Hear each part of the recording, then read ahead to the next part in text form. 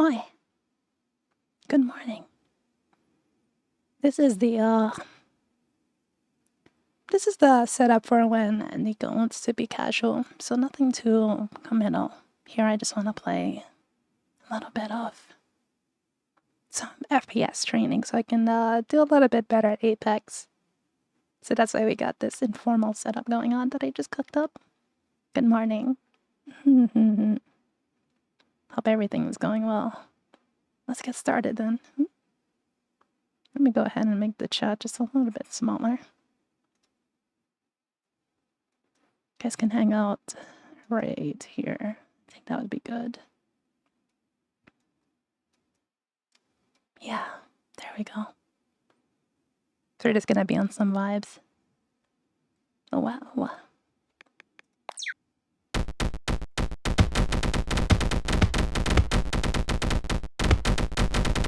And lower the sound of that a little bit.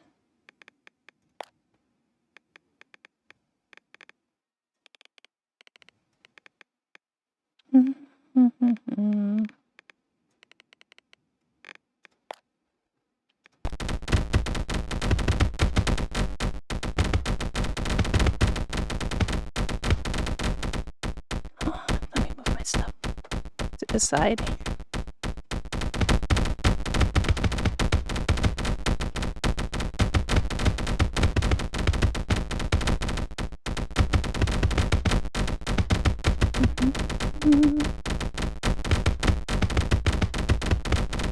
Oh, I see how I can make this better. I'll move this down a little bit.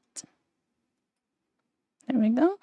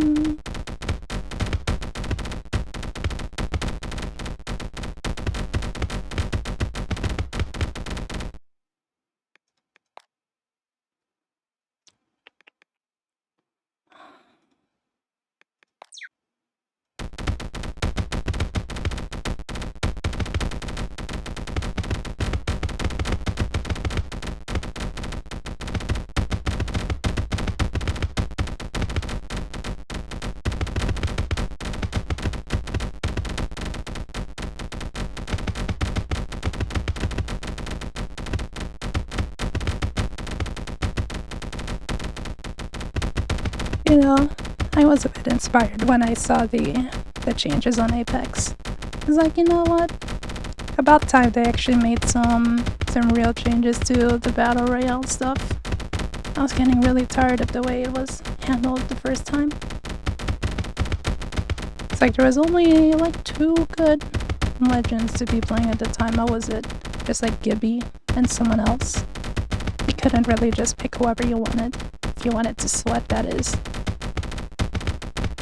But after getting back into it, just because of, you know, like Sieg and Kai when we played the last time, I actually want to get into it again. Let me fix this angle on my mic.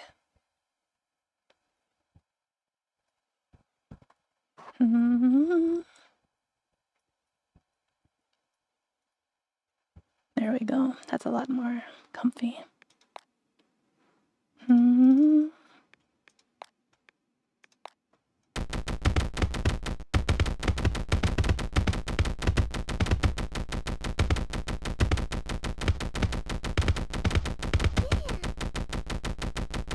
God, it's Nia. Yo.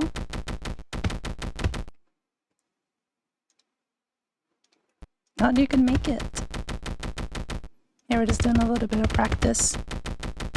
Hey, vibin'.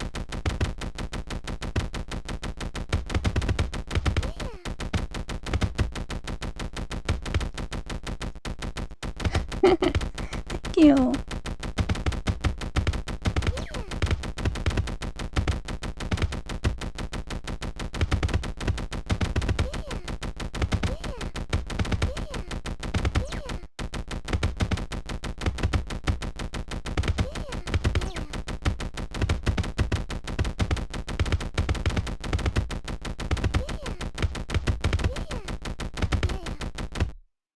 Nice. Not too bad. In the 10th percentile, we'll get there.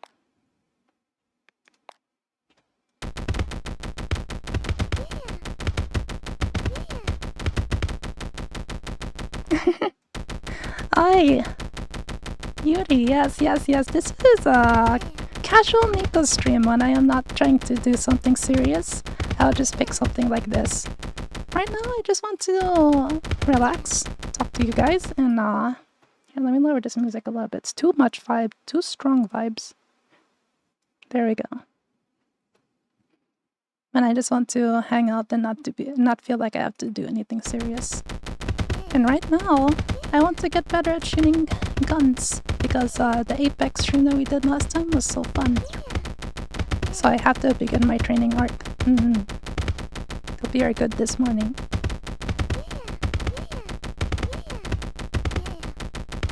Because my shooting was so bad the last time, I was like,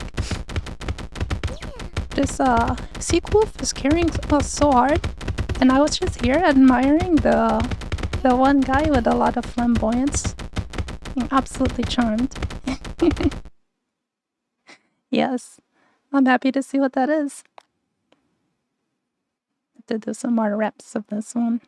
Then can I just automatically play this playlist so I don't have to keep on going through it again? Let's see.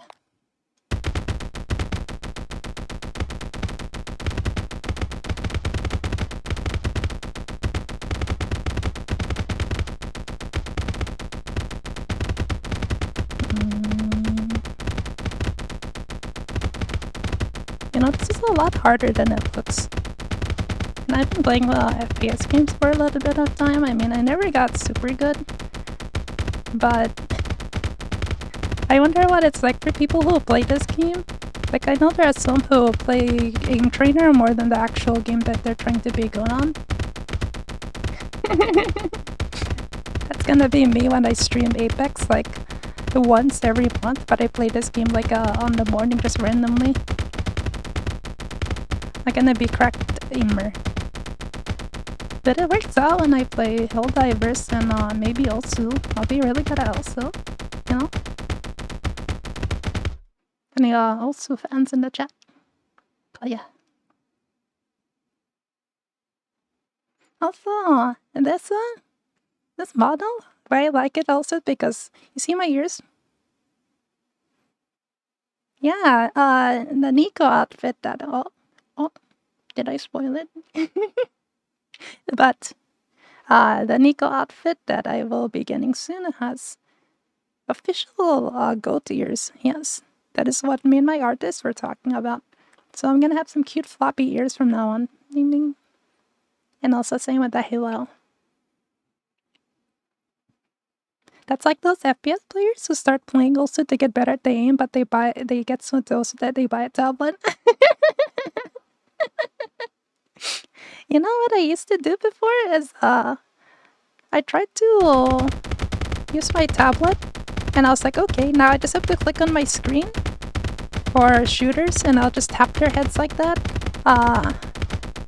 Yeah, it did not work as like you would expect, but it would have been so cool if I can just touch screen and shoot people in the face.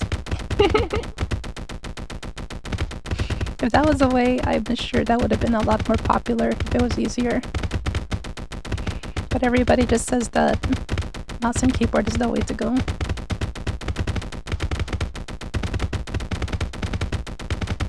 Yeah, at least Osu has fun music and good games. This is just like shapes. Putting my mouse on the shape. It's like Osu without any skin and no song. Only pain and difficulty. Only G Fuel is what it is. I'll get so into it and I will start playing Mania instead. Are you a Mania enjoyer? Go ahead. Ah.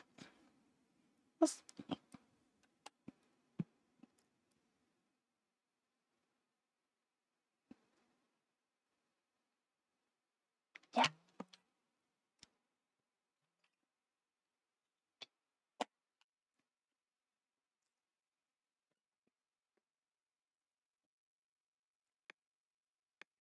Did you know that this model is free too, by the way?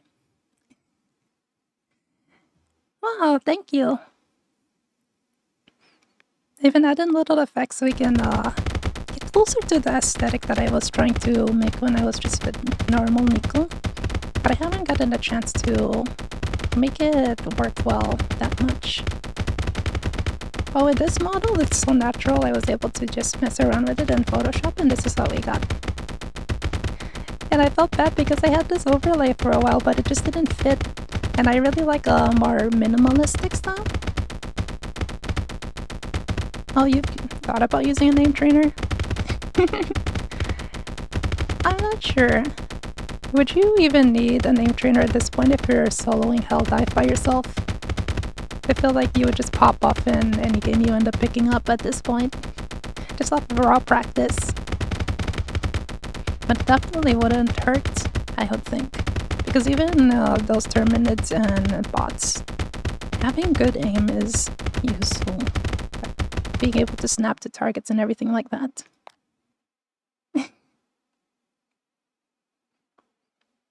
I strive to eventually get as good as you at that game.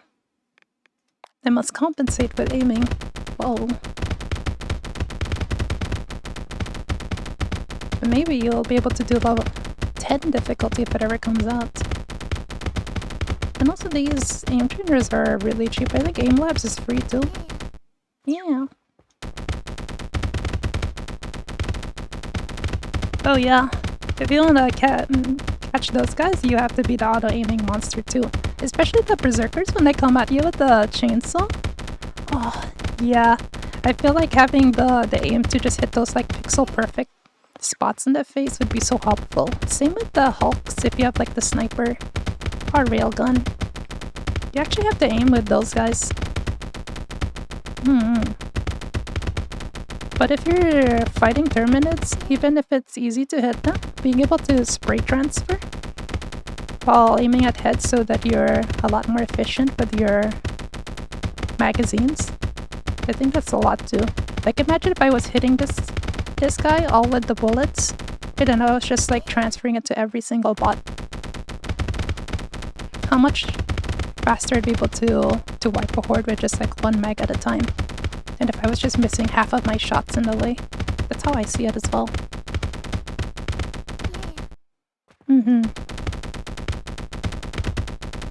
Do people even move like this in a real game?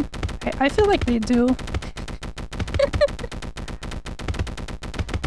Oh yeah, the incendiary shotty. I am in love with that weapon. You know what I haven't figured out yet is what the use of the thermite grenade was. I have a feeling like they misadvertised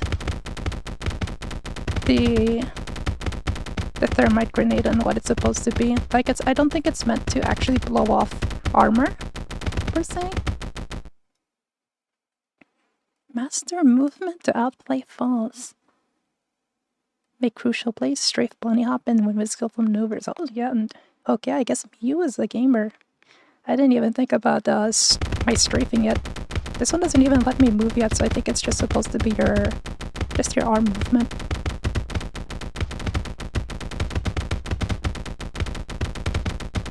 Really? Because I tried to test that and yeah, I tried to test it. I have the thermite and I wasn't able to kill one. And I was throwing it at their heads and waiting for it to explode. And it's just like, why don't I just use one stun grenade or a couple impacts and just kill it? You know? So, the way I was looking at it was... how can I say it? You know the flame grenades?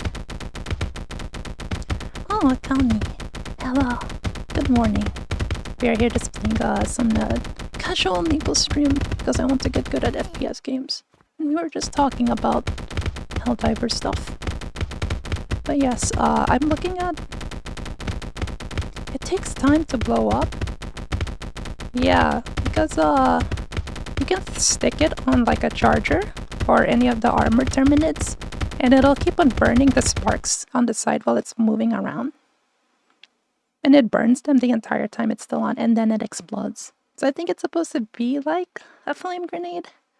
But I felt like I got a lot more value just straight up throwing the flame grenade because it blows up instantly for one. And it has a much bigger AoE of fire that stays. So I'm really having a hard time justifying keeping a thermite. I mean, if I was throwing like the flame grenade at a walker, let's say, and also good evening, the fire grenade will just do the same exact thing. Oh, circle clicking game, the also one. Looks like we're all playing with circles. Yeah, it's just that kind of mood, you know?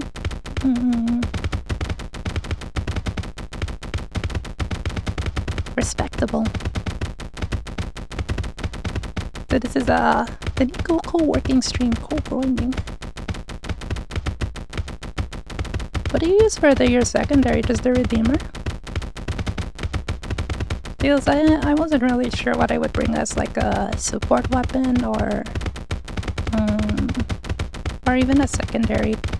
I heard a lot of good things for bots is to use the what was it? The laser pistol? Because you can just beam like the devastators in the face. And having infinite ammo to go with your primary is really useful. So it's definitely more of a bot thing is what I'm thinking if you've tried it yet. I don't have the laser pistol personally, but that's what I've seen some people recommend. I wish they gave the first pistol you got like a burst fire option or gave it more damage in general. Because the Redeemer just seems like it's just objectively better in every single way, except maybe not wasting ammo. Berserkers to the laser pistol, yeah. I have a hard time with the Berserkers. I started bringing stun grenades just for them and the Hulks, because those give me the most problem. Like, I don't know, if I have like the Raptor especially, I won't really be needing my impacts as much.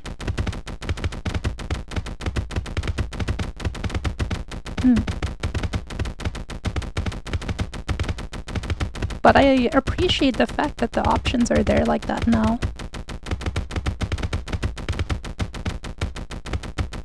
Nice. We're getting better at it. Can you believe this is the easy version? Easy, by the way.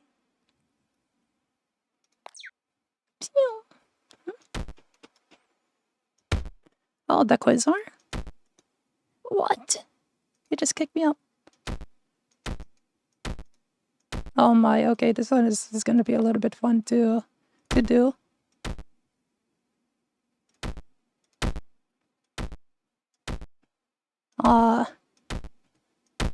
Okay.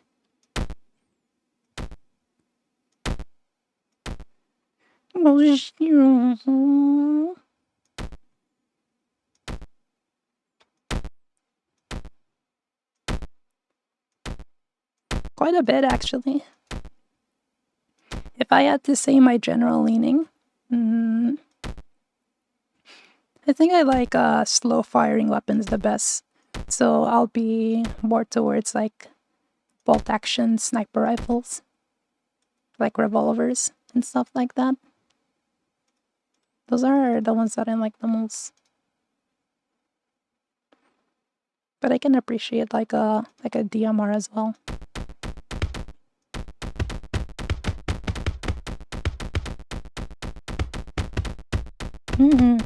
So satisfying, right? I like the feeling of precision shots. I mean, beaming people with an automatic is also satisfying. As long as I'm like hitting all headshots or something, I actually like the feeling of I'm not just spraying into a guy. Yes, indeed. If the revolver in Helldivers was reloaded faster, I wouldn't even question what I'd be using every single time. Because compared to the Punisher, which our guy just finger blasts all of the shells into the chamber, but takes their sweet time with the revolver, I feel like there's something wrong with that. Hmm. At one point, I mainly play FPS on somewhat a rapid trigger keyboard. Reminds me of one of those controllers. Wait, does that mean your semi-automatics go like doo doo doo doo doo doo, like a redeemer that shot just a little bit slower, or like macros and stuff?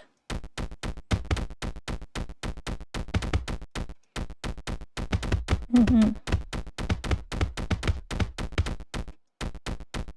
You know what's wild is that people actually move like this in Apex sometimes with the kind of options that are available.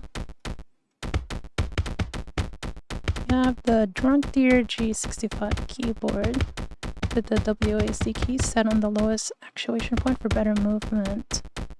You know what? I haven't even considered something like that.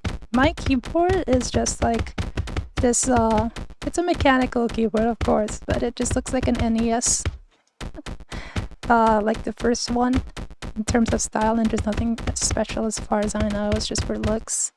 But I didn't know that there were FPS-centric keyboards for movement like that. That's something I'm interested in.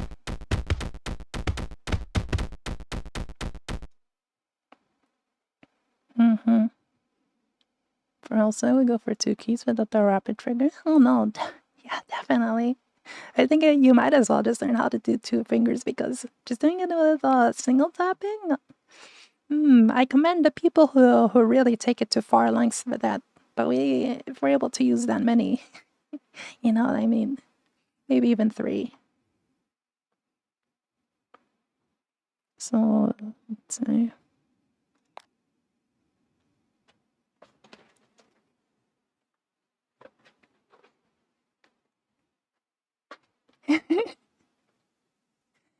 I'm not joking that when I say this, I wanted to get a typewriter. Like, I'm sure someone's already made it, but it's like a typewriter keyboard, so it'll be the loudest clicky clacking in the whole stream forever. Because we're function. Nah, we're here for aesthetics. And I've had typewriters growing up at least. Mainly do single tap. Yeah. Because I know that the thing that gets really towards a more higher level is if you're used to just alternating, is that you're tapping. It's gonna start really suffering, especially if they're not just something easy to alternate, like varying tempos and stuff like that.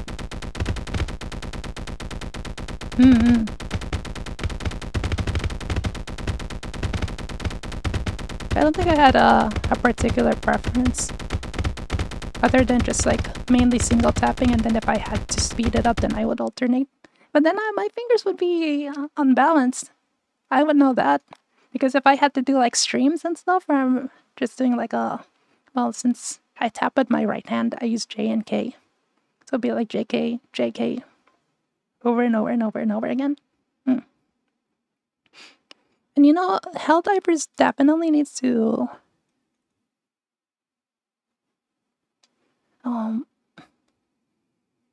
you wouldn't? You are a machine. Like double time and stuff are my absolute bane. Would you believe it if I said that I mained easy?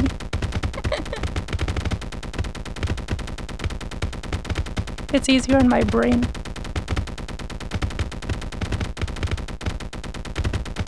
But I have a lot of film one. Yeah, easy DT, I can see that too.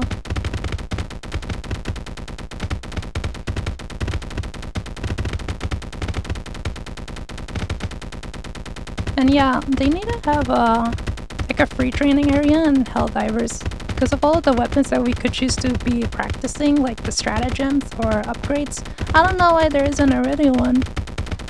They already have like ways to spawn enemies and stuff, so why not just let us do that? Plus we get to hang out in Super Earth a little bit more.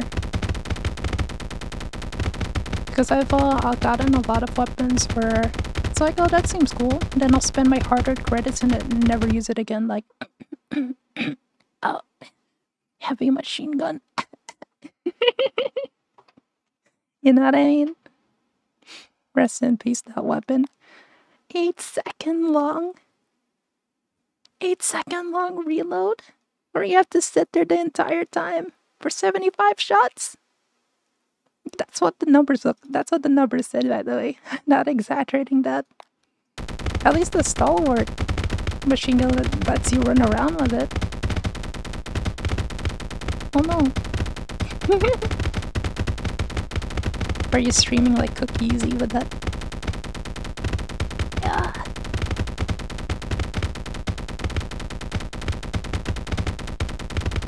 Yeah. I train on Kovacs, how could you tell? I'm basically an aimbot right now. Like, I don't even see the models, I just see white sticks. It's just like the simulations. That's gonna be me.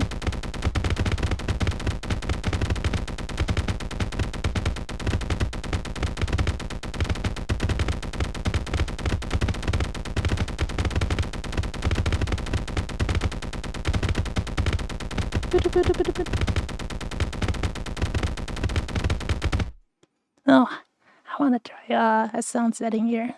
Hold on, let's try this. I'm gonna make the hit sounds of the little ooh woo. Yeah. Every time they get hit. Hold on, let me see that.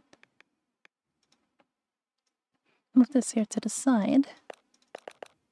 And then we go to yeah.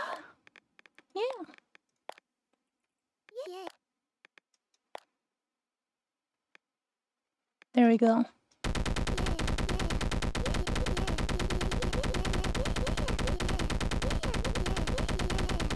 Oh yeah.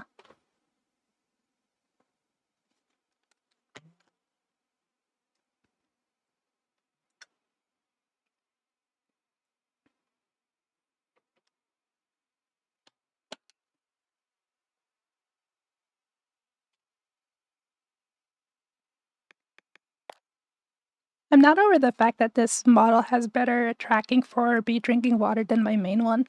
I just go.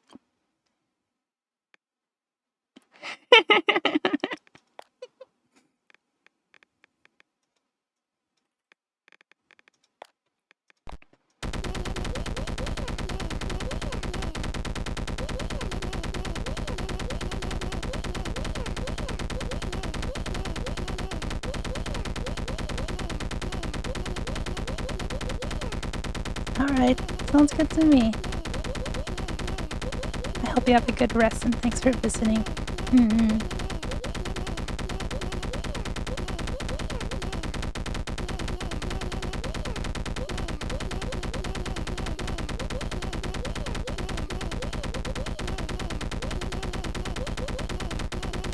just want to hear her voice one more time. It's not so much to ask.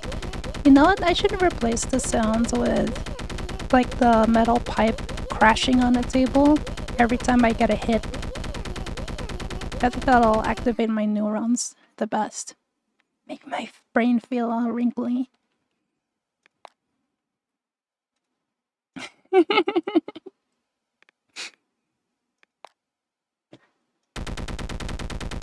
Whoa.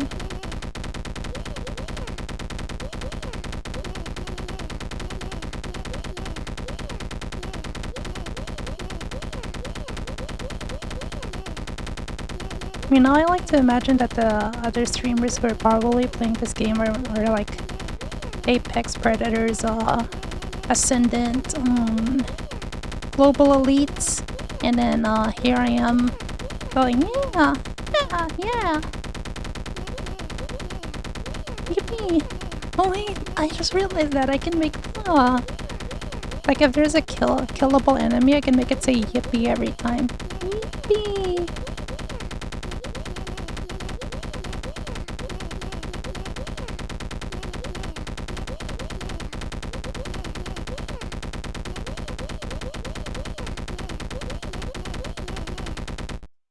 Nice.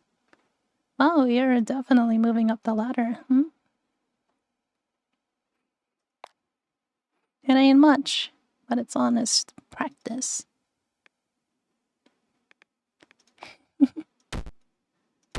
Well, I have to actually not just hold left click, okay. Oh, no! I don't know, it just like stops the match. As soon as it like, yeah, you kind of missed too much, so we're just gonna stop you right there. Just stop. Get a coach. Don't waste your time.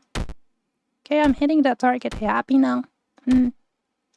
Oh, I cursed it. It's gonna kick me out.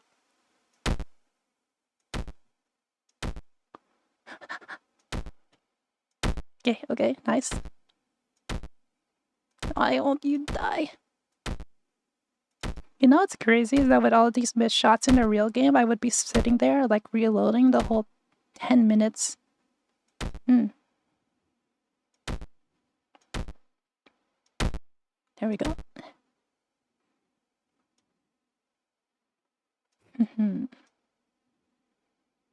MLSI. Okay. Pasu 360. Reload coded. 2-click easy. I should name my kids one of these. I wanna name them Close Tappy Stripes. Easy. That's gonna be my son's first name. Yeah.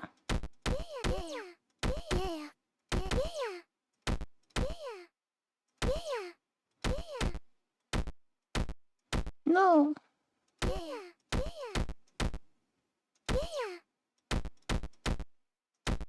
Shit. I ran out of points. I got it. There we go. Hey. Shh.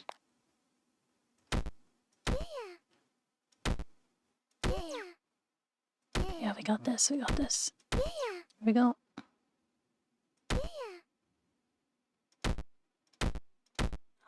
There we go. Didn't miss that time. I want to get strapped to a chair, held at gunpoint, and be like, you gotta pass a certain aiming benchmark, and we'll be able to release you to your family. No stress at all, good luck. And it's just clicking like some white circles. If you're gamer enough, you can leave. But if I have to dread meeting you in my random lobby, I don't know if I'll be feeling as merciful, I'm afraid. So let's put that to the test. Surely you can do it, right? You've played video games before. You've played a lot of FPS. Should be no problem to you. There we go. Shoot. Oh, I know what it is. Oh, my toggle interactable. Yeah, I need to make that stop. There we go.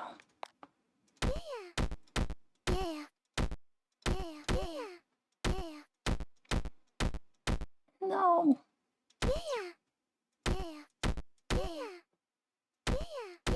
Name the least clippable game maybe ever. Would it be this game or would it be something like... can't think of one.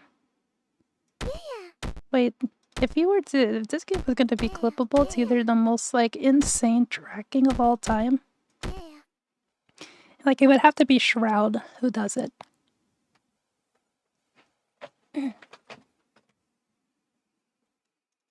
Or it's just gonna be like a just chatting stream, I would say. There's just no way.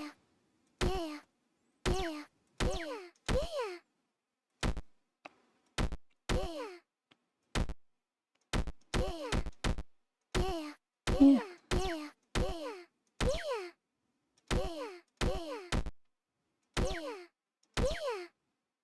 No, I like this one. Maybe I need to just be more quick with it.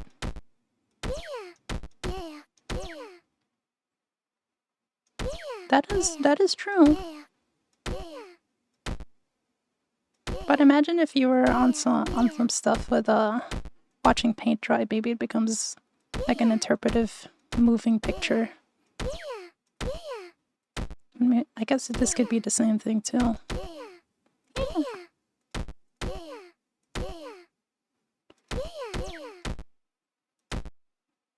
Now I'm inserting them saying Nia instead of yeah. It's just going like to you.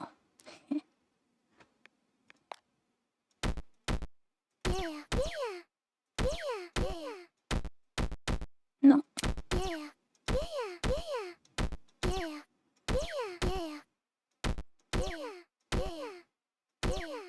Oh, we are getting better at this. Gonna do all this, get into a real game, and it's like I learned nothing. I'm prepared.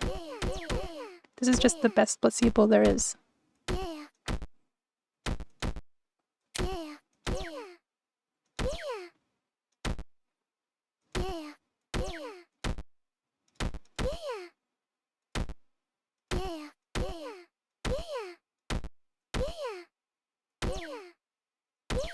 You know what?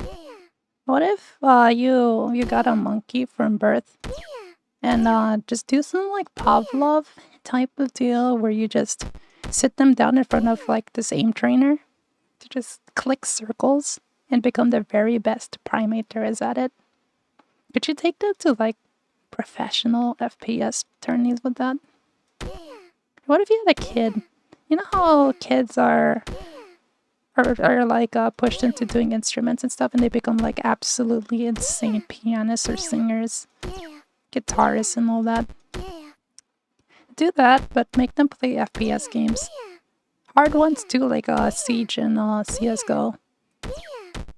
So that way when they're like 10, you'd be seeing them on the article like, wow, absolute insane prodigy, the next Shroud. Putting Shroud in his own shadow? Gamer? Yeah. It's like, oh, you want to hang out with your friends? Okay. Well, you gotta absolutely carry this match out. There's no friends until you get a dub tonight. That's all I have to say. Oh god. Yeah, as long as they're not playing League. I'll even take Dota 2 at this point. Just stay away. Then it brings up another question. What if they play Valorant? Is that haram?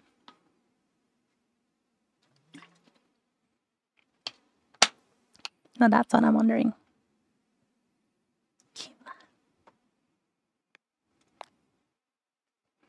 Then Vox, target switch smooth. Oh, I like this one.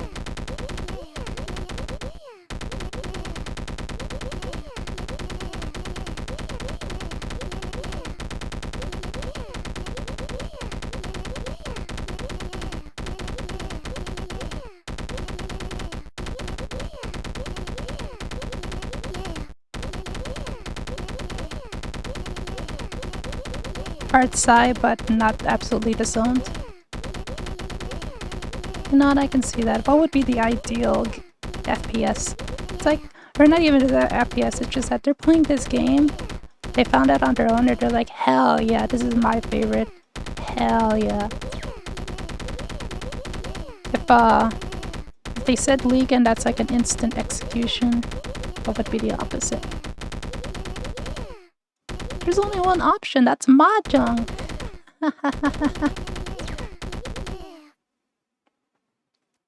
Wow, this is truly my daughter. She is like my pamangkin, Yuri. FPS god. I love them so much. Metroidvanias? Now that I can see. Like, Metroidvanias are fighting games. Imagine. But as long as it's not Smash. If it was like Tekken, okay, Street Fighter, alright. Yeah.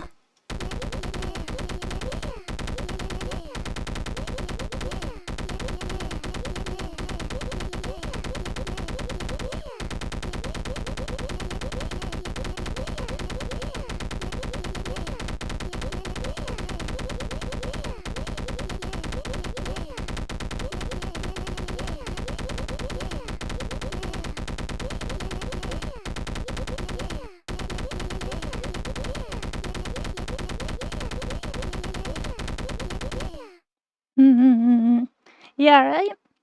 I would be too.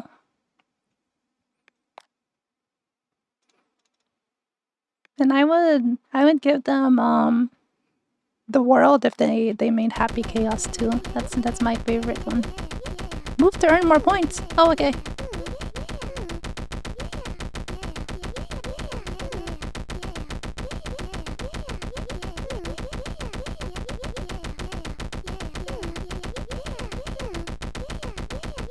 Um.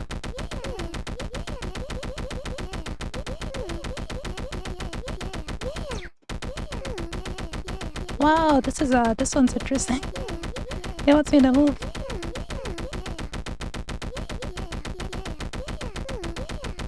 I can't tell if it likes longer movements or faster ones.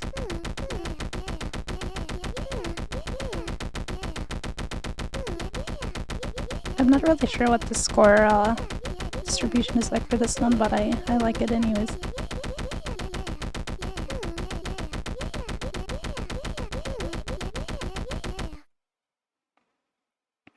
Let's test it out. I'm just gonna look.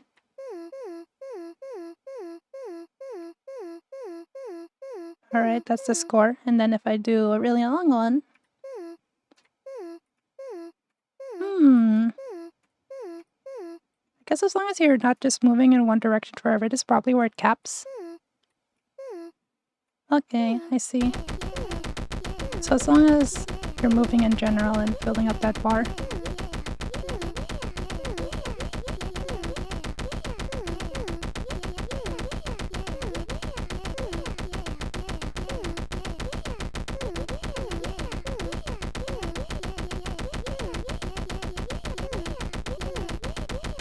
I know there's like different ways of strafing when you're going against your enemies. Like one of them is to follow the direction they're going and the other one is to go the opposite.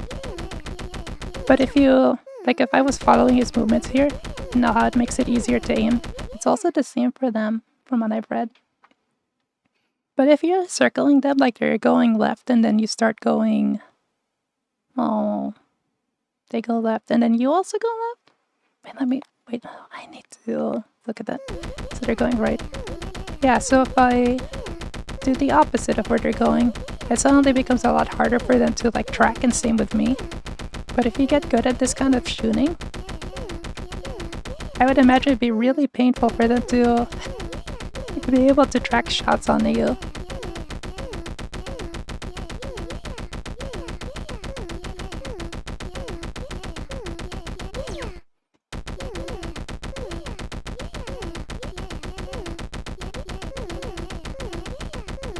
Yeah, I'm gonna practice anti-strafing.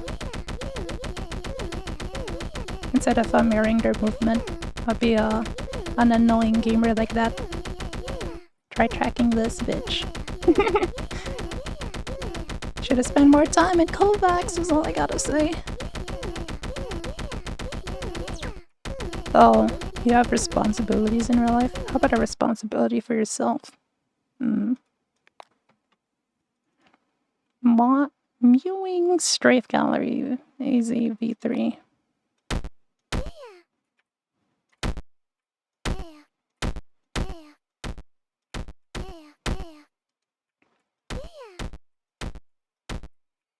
Yeah, we are absolutely aim maxing right now.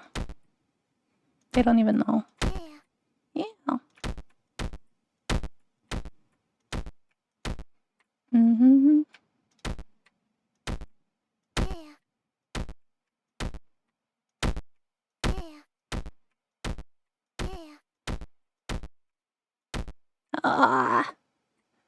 I'm never gonna get good at the man wing.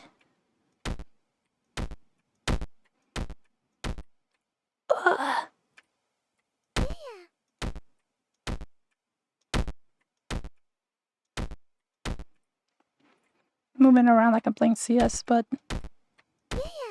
yeah. And Danko, good to see you so early. I'll be right on time for when we play some VR chat. That's when was that? Wait, didn't I say it was around this time even? Or was it like 1 p.m. your time? I don't remember. I was a was a little out there. I didn't know where I was, so it was either like right now or 3 hours from now. It was one of them. Mm.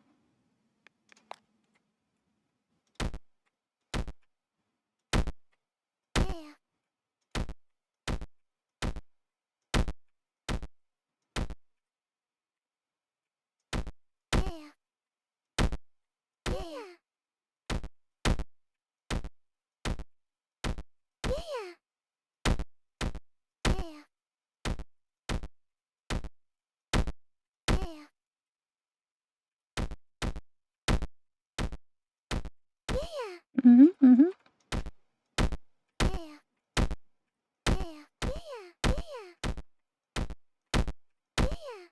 Oh, we're actually hitting shots? No way.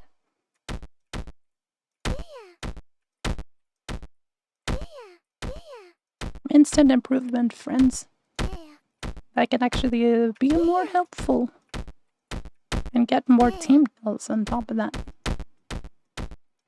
No one is safe from my aim maxing.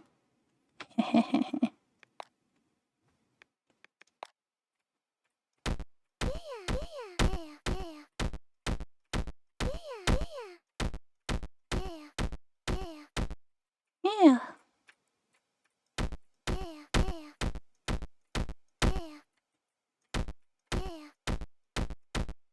No, I was trying to do its defeat.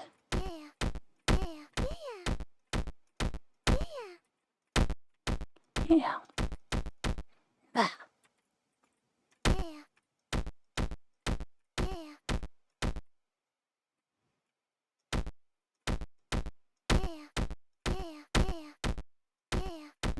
Mm-hmm.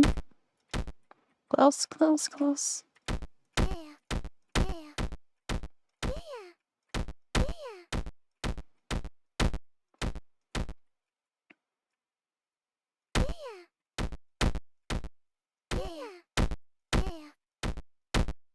There we go. Not too bad. We even got a new high score off of that. Let's do the rest of the reps for the other ones. More reps. It's like 5 reps each for VT Apex. VTuber Apex easy.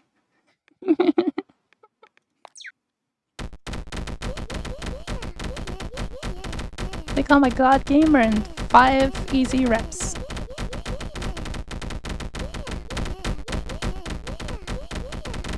One aim routine away keeps the haters away. Never again will you be kicked from lobbies because they think you're too bad at the game. Just like I was when I was playing Helldivers. One death, rezzed everybody and got kicked anyways for who knows what. Maybe they've got a really massive terminate up their ass. But we can only control what we are able to physically manipulate with our hands and our thoughts. Has thoughts ever shifted into another plane? I have. But to speak about it again might risk losing my tangibility in the real world. Who's to say?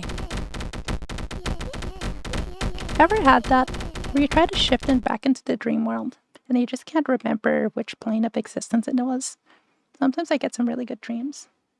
Yeah. They got a whole charger up their ass. It's like, wow. Maybe it's because you're a low-level player, even I'm level 29, I'm gonna just kick them, even though they were sniping like 5 hulks in the whole map. Not dying, just being an overall. Try to go back to the dream because it was so nice. Yeah. I dream of the dream. 4 chargers, I wish.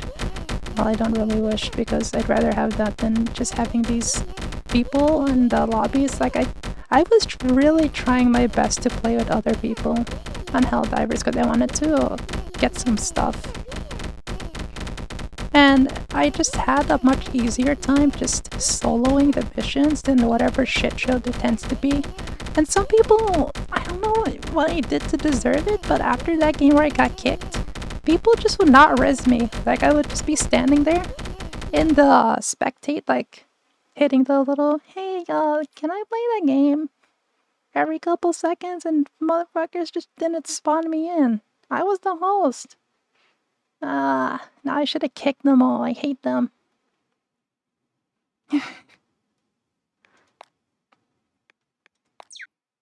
Just strafe left and right like a majestic gazelle.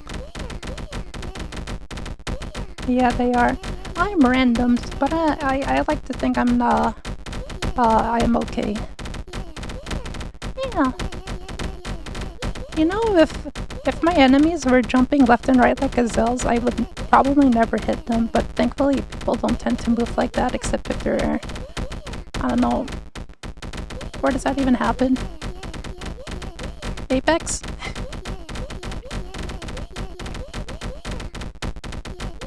Because I don't know how you can jump left and right like that and still maintain your aim.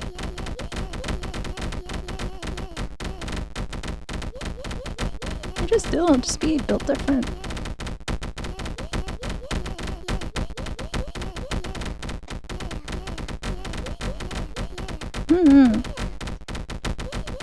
Like I was looking into maybe like soloing 8 by myself. I probably can do it. I just don't. I just like the idea of the comfort of playing with other people, but then, man, reality kind of stings, doesn't it? When I get kicked, I have some Nietzsche type existential dread. Oh, these are the gamers that we are playing with. They don't game like they used to, am I right? I remember when people shook hands and said GG, WP after a StarCraft game. Whether they meant it or not, they still said it because it's out of respect. They don't just kick you out of the game, not tell you why, and that probably are in the background in the Discord being like, this absolute dog water player just... That's the reason we're losing, is because they're random.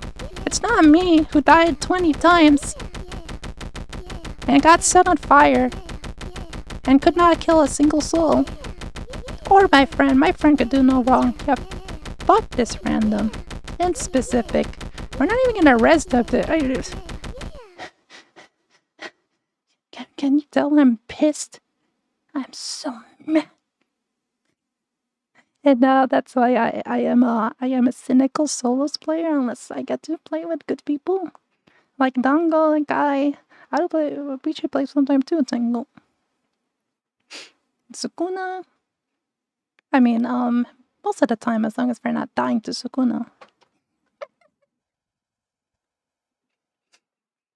Yeah, only one. Kinda annoyed me a little bit when I was playing last time. And then I spawn in, right? I'm not gonna name who it was, but I land and then I just feel this hostility behind me. It's like, you know, that shot was not placed where the enemies were. Pissed me off a little bit. I turned around, just like beamed them. Like, come on, bro. Come on. It's just little things like that shouldn't piss me off, but it kinda does. I'm trying to play the game too, don't make it feel like are we trying to like square off or something? Or like you want a 1v1? I'd be happy to, just don't do it behind my back like that. Maybe I take certain parts of team games too seriously, but it's just like a little feeling, you know? I'm not really that hurt by it. It's just alright, dude. Yeah, that's funny, dude. Especially when you're doing it the 4th time. You really got me. You got me the 5th time. It's fucking funny, isn't it?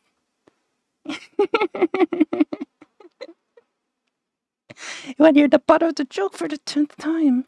Maybe I should make you the joke next, huh? You're just gonna do back and forth now. The inner thoughts of an angry gamer. I haven't had issues with randoms in Helldivers yet, to be honest. But I tend to just not care about randoms in games because I always mute them or whatever. What really gets me is when I play with a group of people I know and they get toxic because you can't just mute them and pretend they don't exist, because... Yeah. Maybe not even just well, on top of the things that you can't control what they say, even the things that they do. And I get really skeptical about the kind of people I would bring these days to like a stream, but even just with a group of friends who just start acting that way. Yeah, for no reason. Like, we're just out here supposed to be chilling and vibing. Like, wow, it's just Helldivers too. And then some shit starts happening. Like, whoa. Or they'll start bringing up real life stuff and it becomes real as hell. Like, yo, why are we fighting right now? How did this happen? Yeah, I know that feeling very, very much. Like, I like being real. I like being real too. I just don't prefer that we start fighting each other around it. I don't have to feel like I want to leave, but I'm compelled to stay. Because it'd look really shady or something if I just left because I'm not vibing with whatever's going on in the moment. You have to babysit your friends in Helldivers while they're drunk. Yeah, I need a lot of babysitting while I was high as hell. Good day. I'm so glad that we ended the stream a little bit early because I was really out there, man. I was saying some really questionable things towards the end. Good thing that's only like a once or twice in a year kind of thing, you know. It's like, oh, I don't deal with this too often. Why don't I take a couple? You know, maybe it'll be good. They'll take care of me. This one guy got upset at another for taking his stuff. Bruh, your stuff is still where the map says it is. Yes. Why do you have to be mad? Like, it's not that deep. And then you're gonna start this like toxic loop of people just getting revenge on each other over and over again. I know when it ends up becoming that way. Like, there was one time I was standing on the, you know, there's like a little pod where you upload data and you just stand there until it's done. It's not even the main mission. It's like one of those blue side missions. I was just doing that and I was standing on top of the data upload and it was almost done. And some guy who was on, I don't know where the fuck he was on the hill. He just starts shooting me with his shotgun until, yeah, I get headshot from like 50 meters away and I'm just dead. And it canceled the data upload. I was so bad at that when I got respawned, I just landed on him and then I left. Like, what did I do to you, guy? There's not even any enemies. I'm literally doing an objective. It's vibing right now. Why? And remember, loot drama is like real estate. Location is key. Remember the map, keep the peace. You know, Miu, you are one sweet summer child. When we've looked at that EVE Online video for 6 hours, have you seen the amount of insane shit that people would do? Becoming spies, where they would seduce, they use the word seduce, the leaders so that they would be able to get admin privileges and eventually getting into the loot coffers. And there's just emptying it all, then posting on Twitter to be all spoke about it. Now, yeah, that's some like peak drama right there, if I say so myself. I had to split them up by reviving the next one that died next to me. Yeah. That just ain't it. Mm-hmm. Very quick on the mute button. Helldivers mainly for people who talk with shitty mics and no push to talk. I don't even... Okay, I'm a level with that part especially. I feel like 90% of the time, whatever is coming out from the mic is something I do not want to hear from randoms. And what does come out tends to be some of the most like vile, edgy shit. Like, they'll start throwing the N-words, starts throwing slurs for no reason. Or they're cooking in their family's kitchen while the dog is barking and like 20 kids are running around while they're getting yelled at by their mom for not going to school more often. Stuff like that, not getting a job. That's the kind of shit I hear over the mic and it's loud as hell. Well, you know what they say, when you're walking around and there's shit everywhere you go. Maybe it's just me. Maybe Nico was just... Maybe I'm put into like a toxic queue. So yeah, this is where all the bad eggs go. Yeah, you might be lucky. Or you know what is more likely the case is that I tend to get decent lobbies more often than not. And they're great. I enjoy them a lot. Like, there's a lot of them where we just get in, do business, and it's fun. Maybe we'll even hug at the end and all that.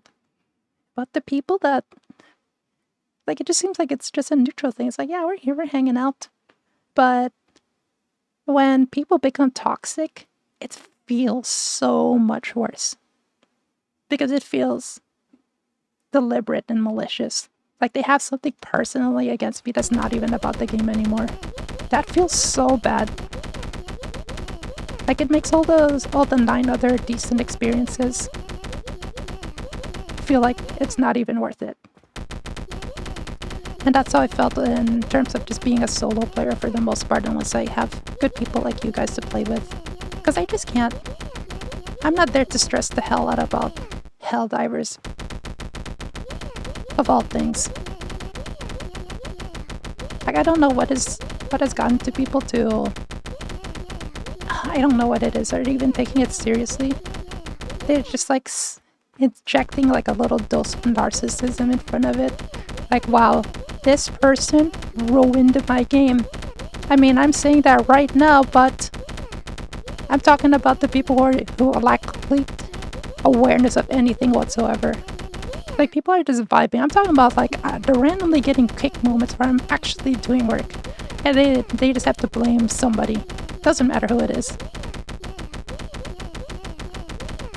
Like, bro, leave your shit at home. You know what I mean? You are at home, but just don't put it on randoms is what I mean. And if, and the fact that it hurts or it annoys me that much would make me feel like it wasn't even worth my time. Like I just straight up wasted my time coming on here. But it was supposed to be for fun. But at least in solos, and especially if I get to play with you guys, I just never have that problem. I just know what I'm getting. That I'm doing some weird gamba of the kind of people I end up getting in my lobbies, which range from pretty pleasant to absolutely annoying. Yeah, it's PvE especially too. Know what?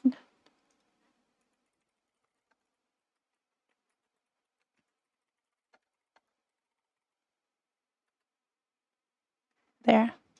I'm gonna throw in an extra couple neat coin for that because you guys are hearing me out here. Yeah.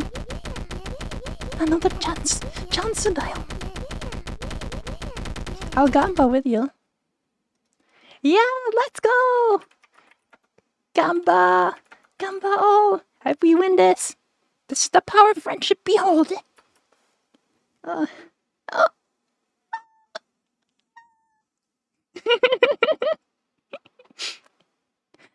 Okay, well, you deserve those wins, Dango.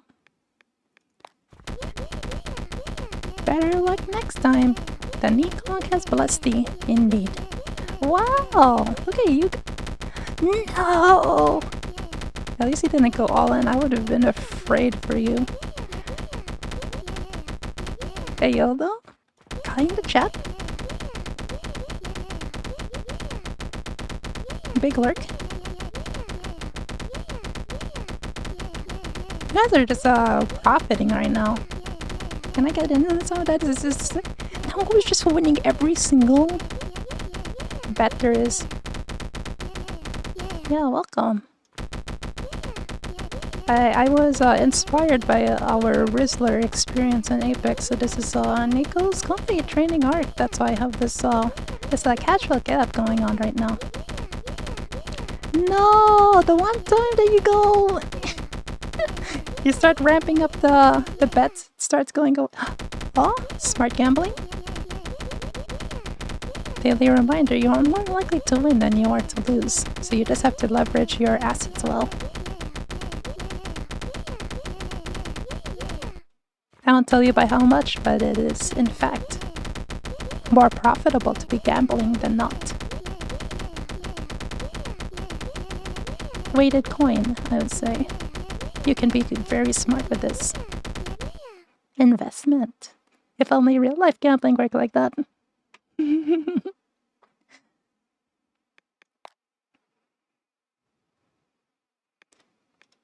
Yes, exactly. 99% of gamblers lose before they win. So that's why we just have to keep giving money so they can keep gambling.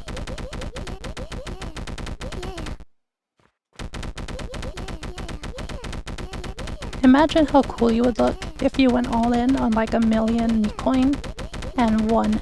How much clout would you get from that? Making it safely, going slow.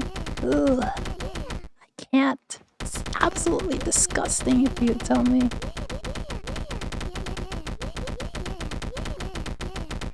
Roll the dice. Let luck guide your gambling adventure. May the odds be in your favor, because they are. They are. See? This is the Gamba chat. Gamba. If I had a weapon, it would be like an automatic weapon that does between 1 and 25 damage. Yep. I'm gonna roll basically a d20 every shot that I do land.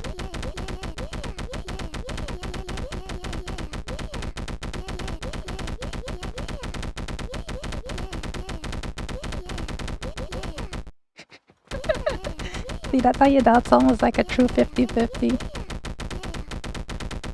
It's just like real life, you know, you go through ups and downs. Sometimes you go through big downs.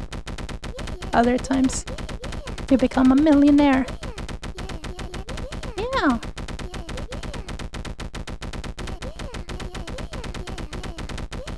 Hey, yo. In the making. Millionaires in the chat. Hey, yo.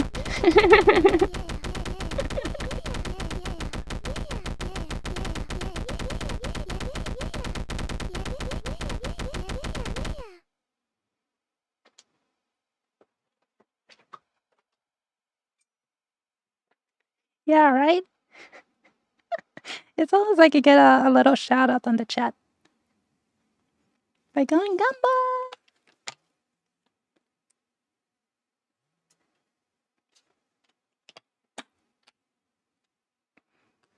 Ooh.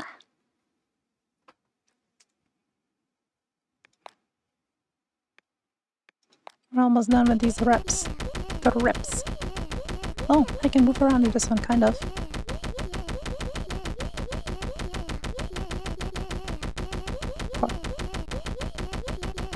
Watch, none of this translate because in Apex I'll just run into like 3 people and die before I even get to let a shot out. But hey, at least that'll give me the confidence to push in the first place. Wait, really? Alright, now we have to watch the clip on stream and look at it.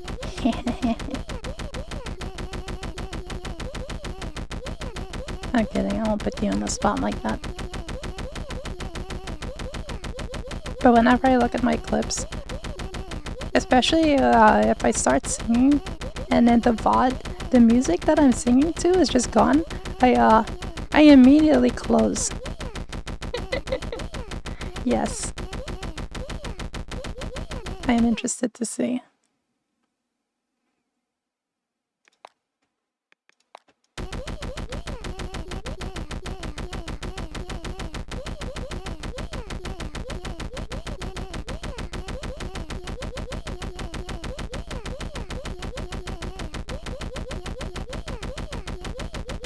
Part of me thinks I'm up way too early for the fact that I have to go to work today in about,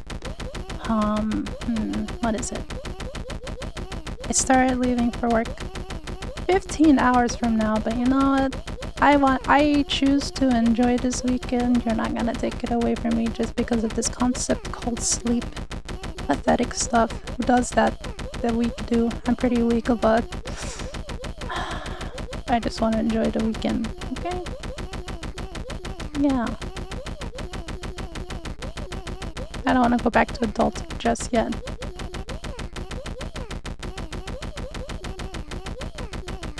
Especially when we just got past 420. Okay, let me take a look.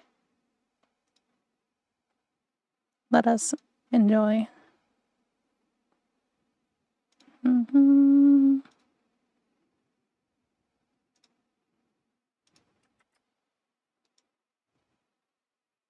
Where's Chrome? Kuga Chrome. Then there's that. Let's watch the clip. No judging. Oh my god. Oh my god, good luck. Good luck! Good luck! Good luck! No!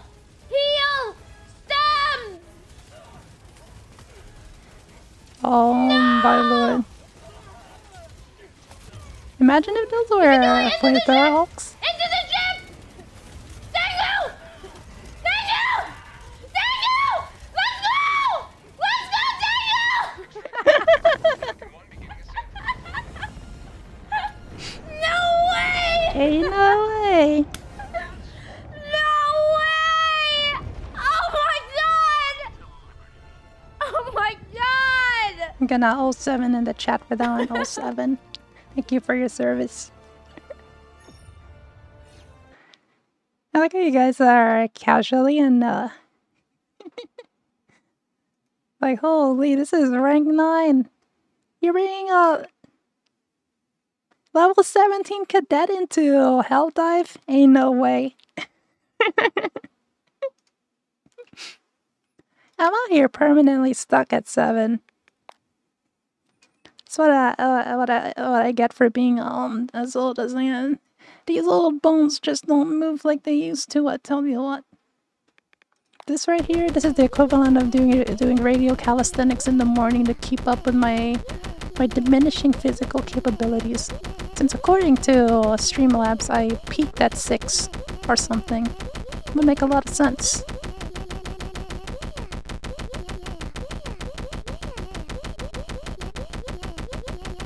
But we will get there. I do know that when I was playing 8 missions for a little bit, there's just a lot more running. Like, there's no sitting in a hill and just fighting the entire army for 50 years. Like, you just rush. You just go. It's like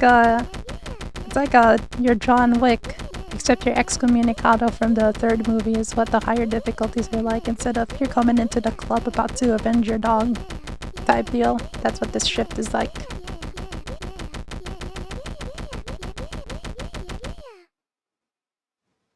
Don't worry, I would avenge you guys any day.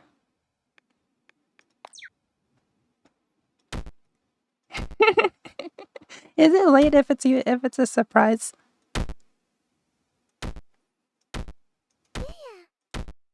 No, not yeah. No. I wasn't expecting any of our friends to be here today. Big fan for real. Are you not, like, watching me sleep from behind the window? Knowing that I'm getting up streaming at the most random time I never even intended on posting about? Of this game too? And whatever setup I'm having right now, I'm not even... No, I am Nico. Yeah, I fall asleep, well, I stay up late for your streams too, but not to stay awake, but to go to sleep, because that is ASMR. It is the one time. And then I lurk for 50 years. I missed every single shot, but worth it. We did better than non-fat ranger Bobby Backshots, an athletic mom of 2. Yeah. How am I supposed to feel? How am I supposed to feel that I was just talking about age and I'm only just above the athletic mom of 2? I'm already old.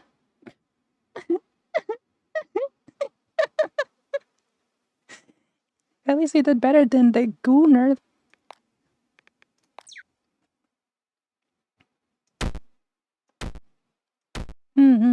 Stay up late, and if you can't watch it, you're the resident VOD enjoyer.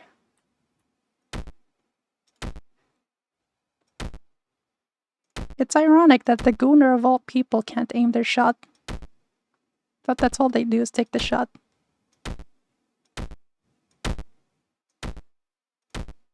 But turns out the Athletic Mama 2 is better at taking another shot at a new marriage. That's what the difference is. Passion.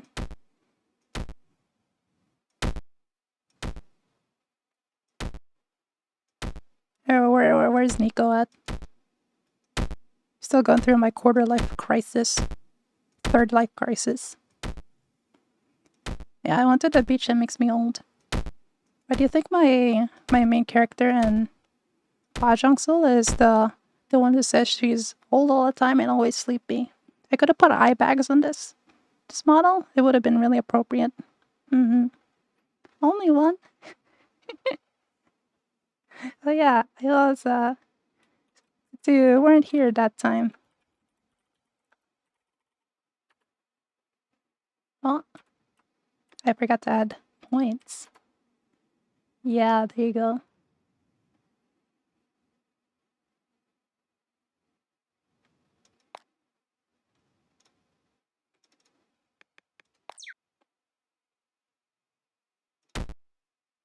Especially after you've gone through, like, being close to a millionaire, and you went for the absolutely commendable all-in. That's an F and an 07. Nice, easy. We take those, even if it's still something. I forgot what it was, but I think there was a way of gambling. If you know your odds generally, to not, like, just lose everything in one night. Like, there's some math stuff involved that is completely over my head. My best subject is, what is my best subject? I don't even know what my best subject is these days. Yapping? Yeah, that's all I got. History? I don't know. Math? And I know trigonometry. Does that count? English? You guys have seen my writing. Sometimes I don't even use grammar. I'll be like, use less word, speak good type thing. Or I'll go smash my keyboard, because that's how we show enthusiasm in the modern day. I've lost the concept of a proper language structure, even in the way I speak. Yes, more Apex. No, actually I'm training for real life right now. I mean Minecraft. Arguably, all of them could be true. Mainly Apex, because I enjoyed what they were doing with the changes over the past several seasons. I didn't even know it was season 20 of all things.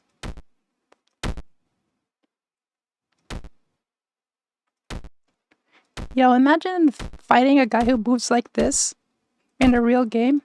I bet that is what it's like when you're a predator too.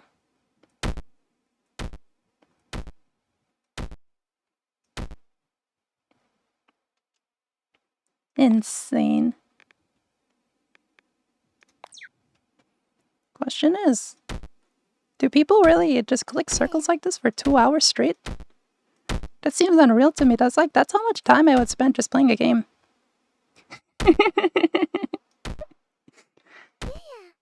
Yeah. Yeah, that's what I'm saying. What?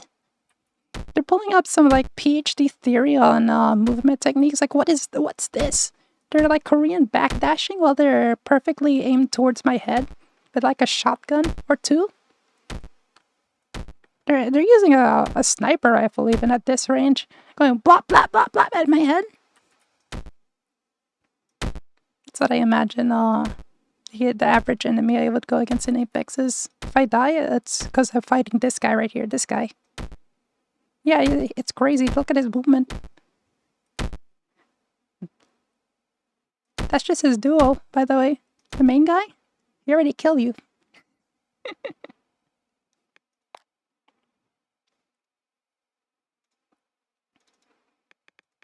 What's this one? Oh yes, specifically when I really hate people who use the jump pad. This is for those guys who are acting smug. They'll be like, how did you hit that? What the heck? I'll be like, yeah.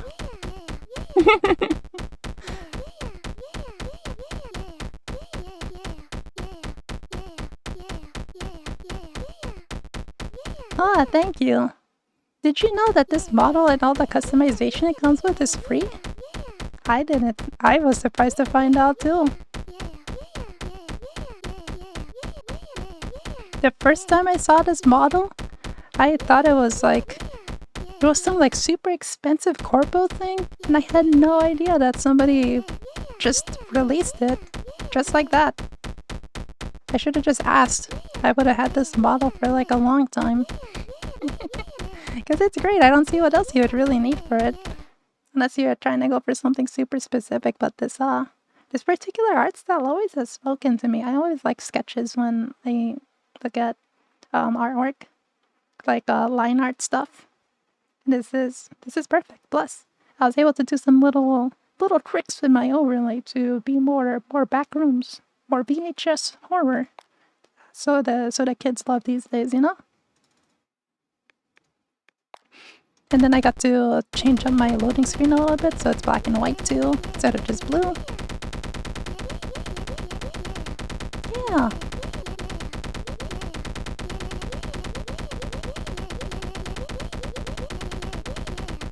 Yeah, I'm really feeling the gains out here, you know?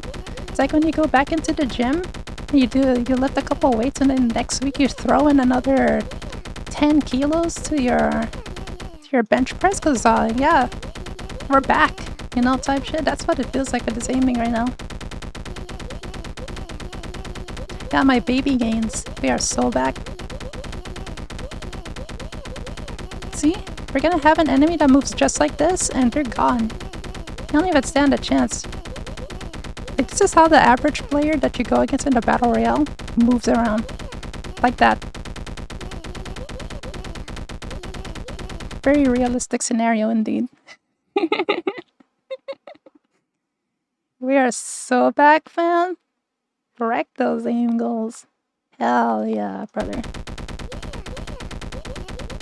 We love guns here.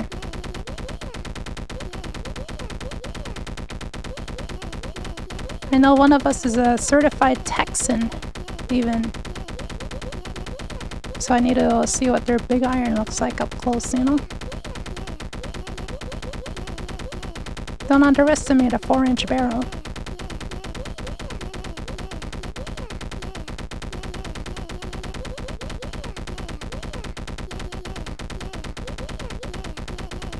I always wondered why the police don't just use 44 magnums for every...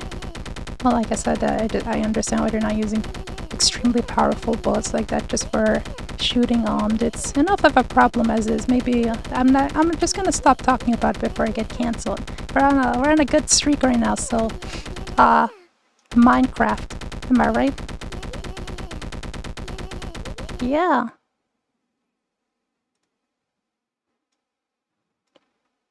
What is this? Wow. So let's see how we beat it.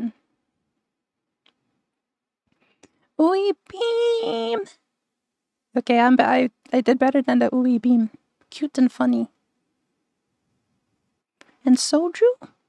The drink? No way. Yeah. Make that 1.5 hours, actually. I find it kind of fun. It activates my neurons every time I get... Yeah.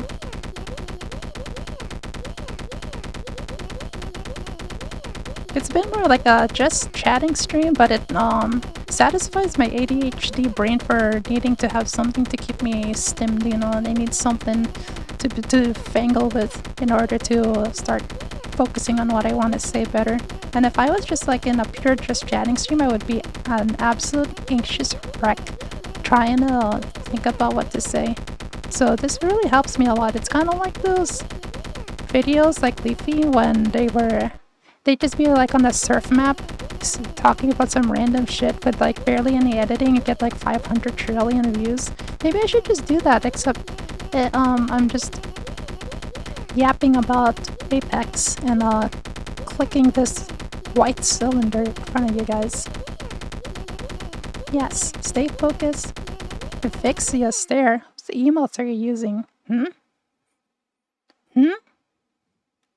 Keep your eyes on the prize and crush your goals. Stay sharp and determined. Yes.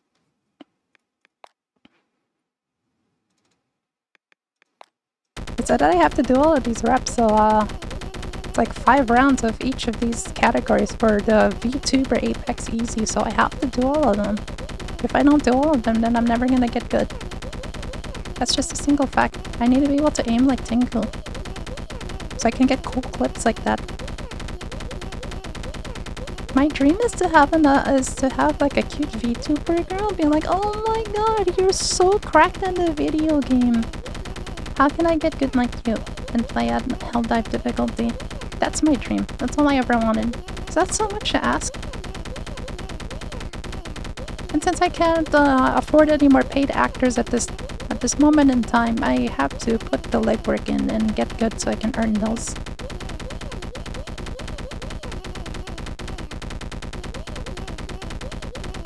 Imagine that. I can't. No cute girls ever look at Nico's way. Just kidding, that's a lie. I know there's a lot of cute ones in the chat. As we speak, you know who you are? Wink.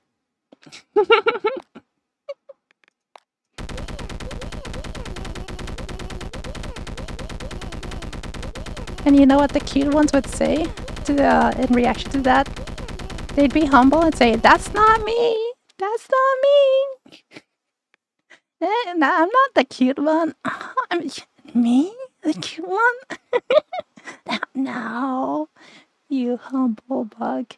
I need to pinch your cheek." That's what the cute ones would say.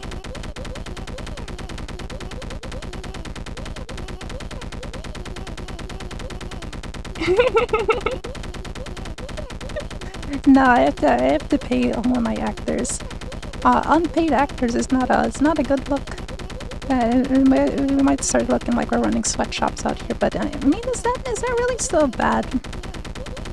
Because cult leaders usually do that thing, right? They just take everybody's money and make them work for free. Especially after like gassing them up or something. Like, you know, dear follower, you do so much for us. I don't need money. I need answers. Oh yeah, I wanted to show you guys that cult guide. We missed it on the one stream that I meant to how we like run a cult. Hold on. I got some water, some holy water. We'll watch this video together, eh?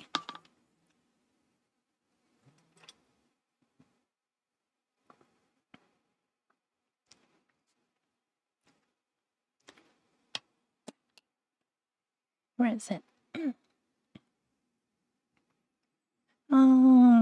It is here.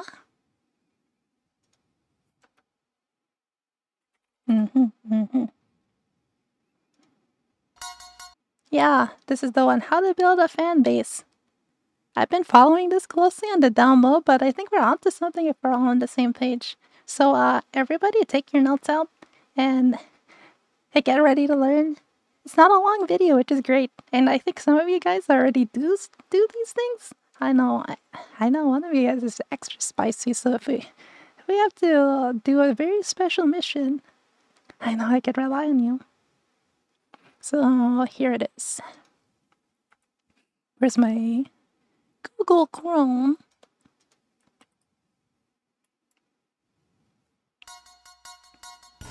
Welcome to the wide world of web. Welcome. Pause this a bit. I'm your host, Smithers O'Neill, and on today's episode, we're going to learn how to build an online fan base. Let's get started, shall we? This here is the Y2K Survival Guide, my science fiction blog that will be growing into a thriving community. Named Exodus. Gender male interest, Y2K, survival, and urine purification. So I think Dango would probably have joined this fan base herself, if not lead it. And with just one good post, I've already started to gain fans. Heck yeah! Heck yeah. And you can do it too. A good online post contains the following. Relevance. With the new millennium on the horizon, the Y2K computer glitch is a very current topic.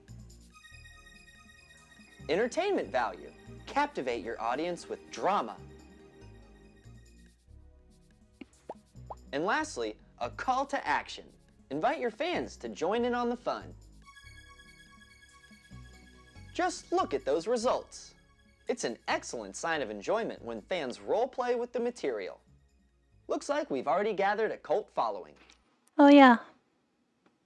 We're only a role-playing here, right? We're not actually a real cult. We don't actually drink pee or any of that. We're just joking. Okay, yeah, capiche? But if we really want to build a large fan base, we're gonna need a heck of a lot more fans. Oh, speak of the devil. People who think this is real are... Nintendo Guy doesn't seem to understand online fantasy role-playing and says our fans lack significant intelligence. What should we do? A. Delete his comment and ban his account. B. Create community guidelines that forbid hate speech. C. Call him a homophobic slur that makes Mario noises when fucked in the ass. What's the answer?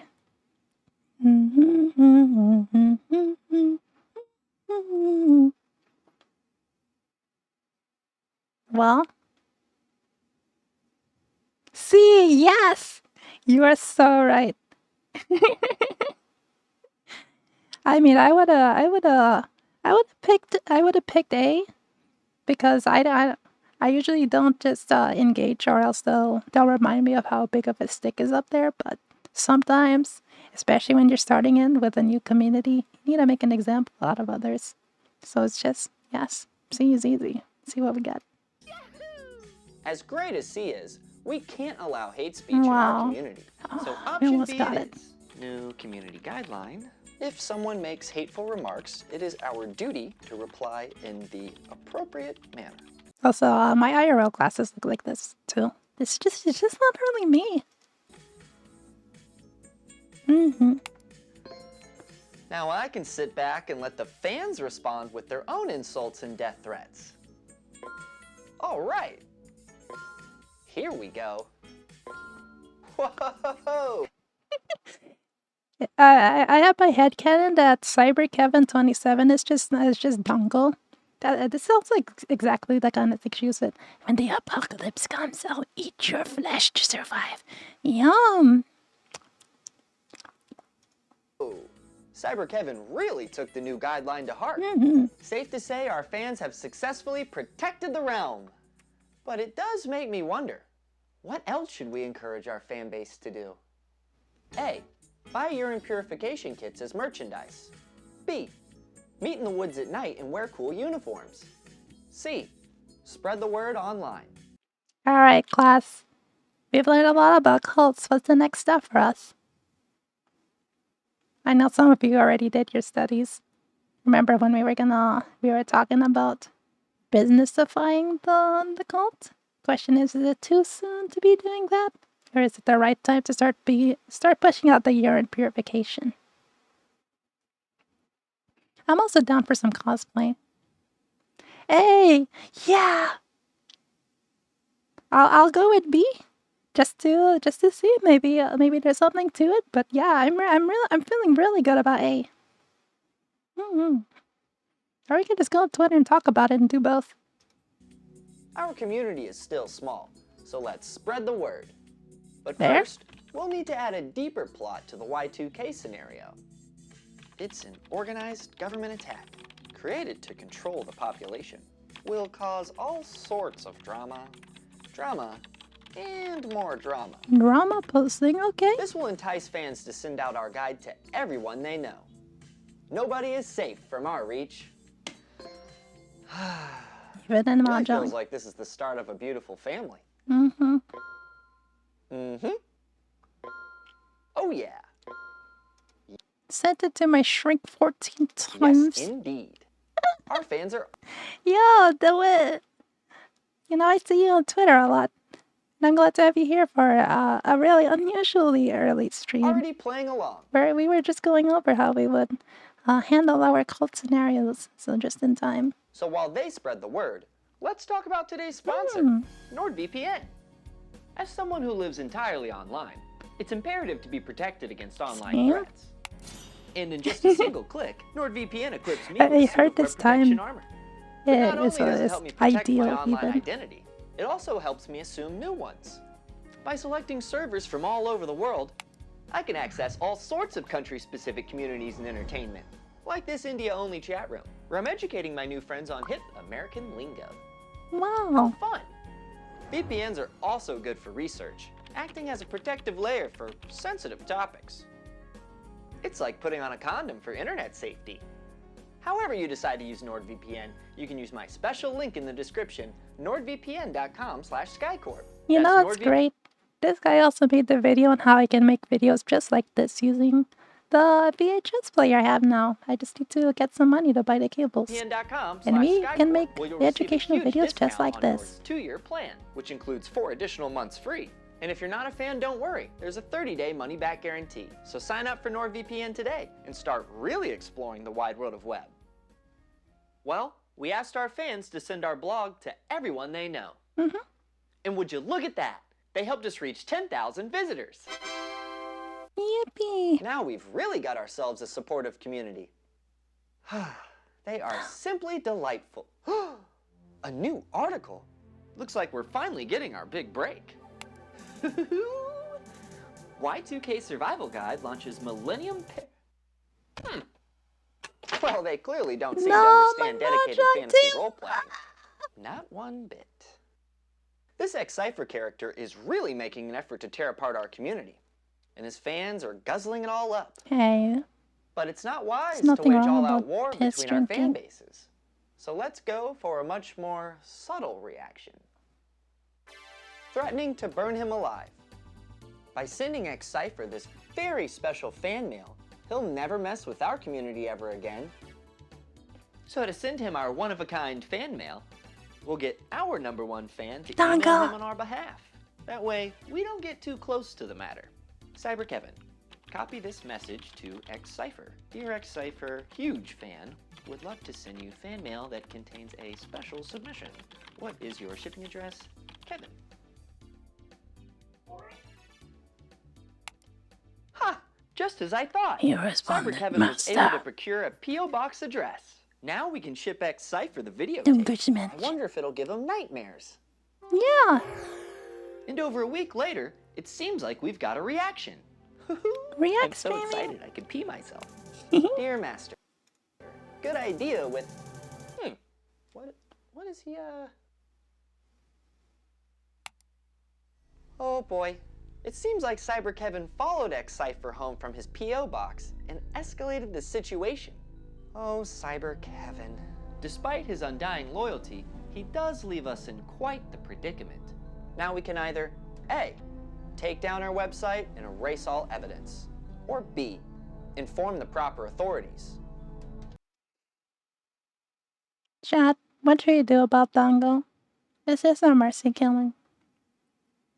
Or do we cover up for our friend and burn all the evidence? Right, snitches. Of course, the answer is A. If any of you thought about B, you need to leave right now. Yeah, everybody with the sword. If anybody said B or thought about it, that's a thought crime. They're going away for a long, long time. I know we aren't. Well, it's about time I accept all this negativity and get out in front of this.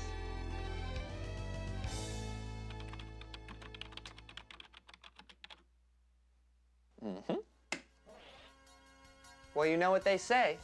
There's no such thing as bad press. Anything for content!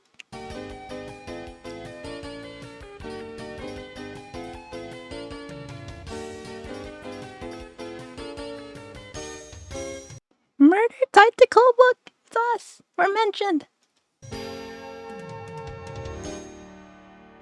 It totally You know, instead of being the Breakfast Club, we'll be the serial murderers. worked. We maxed out our site's hit counter and brought in a ton of new fans. Real shit. Sadly, it also came with a herd of pesky naysayers. But our community is stronger than ever. A group of like-minded individuals, fully united, serving one common goal.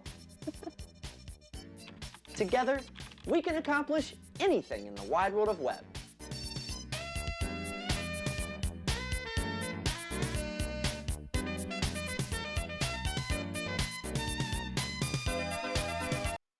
See? That's how we would do our cult activities.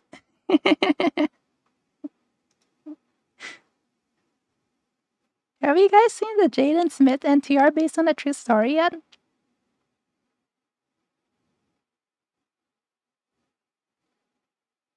Well, I'm just saying, it's a good one.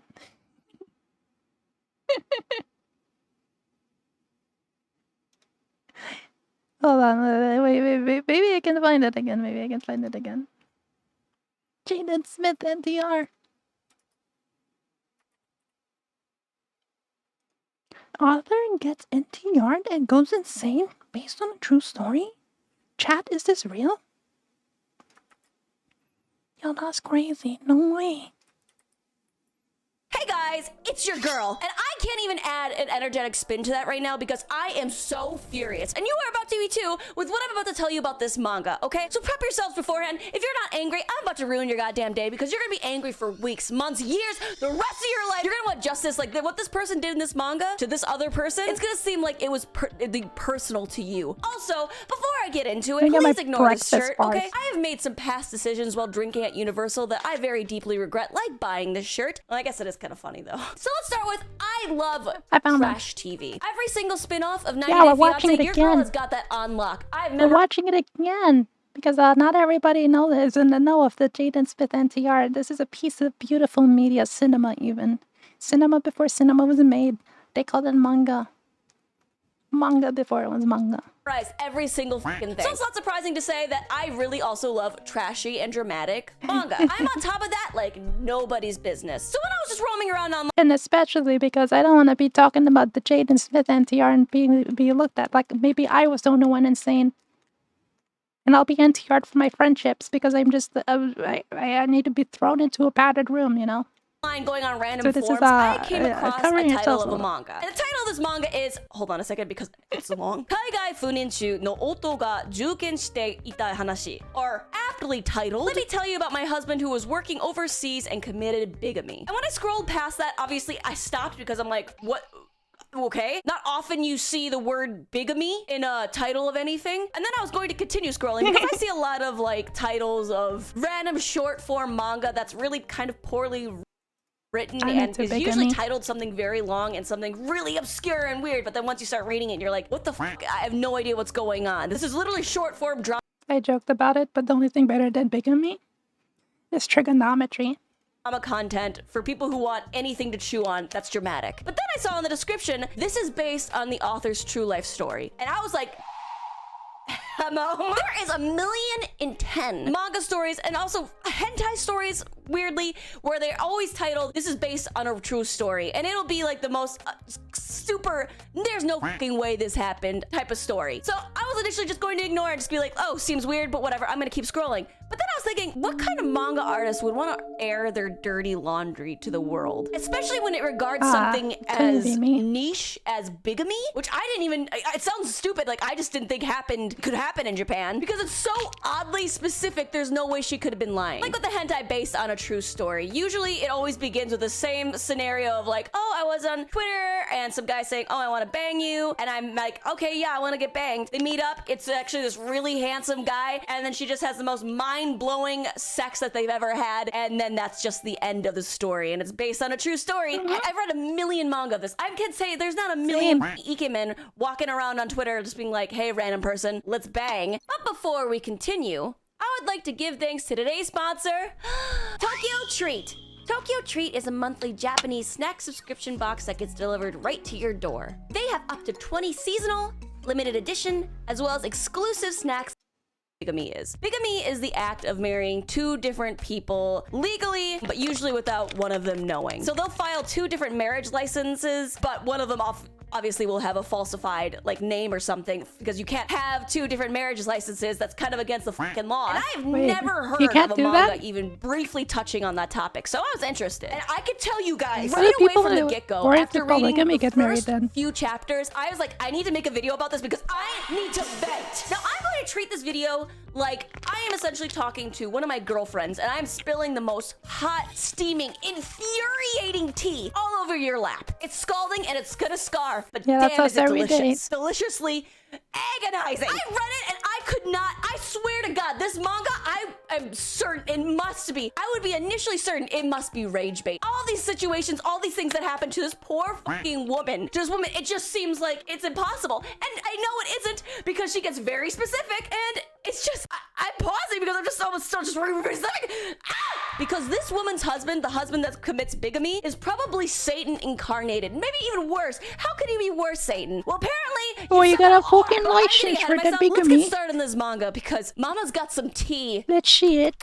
Pissing on your face. So the manga begins with a woman named Aika, who is a new mother. She had just given birth to her first child, and we are introduced immediately to her husband, Shinya. Now, Shinya, this ugly ass motherfucker, okay? I think you could tell already he's not the good guy here. He got the chance to work abroad, and he found this out right away when Aika got pregnant. So he was like, listen, babe, I want to go work abroad. You just got pregnant. You could stay in Japan and handle all of your pregnancy on your own. I'm fucking off. Like, this is something he wanted to do. This isn't something the company was like, oh, you have to do it. He just wanted to go do it. So she was left alone her entire pregnancy, and they never really tell us in the manga what country it is that he is working abroad in, but I'm thinking it's somewhere Southeast Asia. After Shinya flies in for the birth of his first child, he's like, yep, yeet, I'm fucking off. Bye. And Aika's like, well, he's got work, what can I do? And she ends up having to raise and handle her newborn baby all by herself for the first few months. Suddenly, after a few months of just kind of maintaining contact, but not really maintaining contact, he decides to call up Aika and is just like, hey babe, guess what?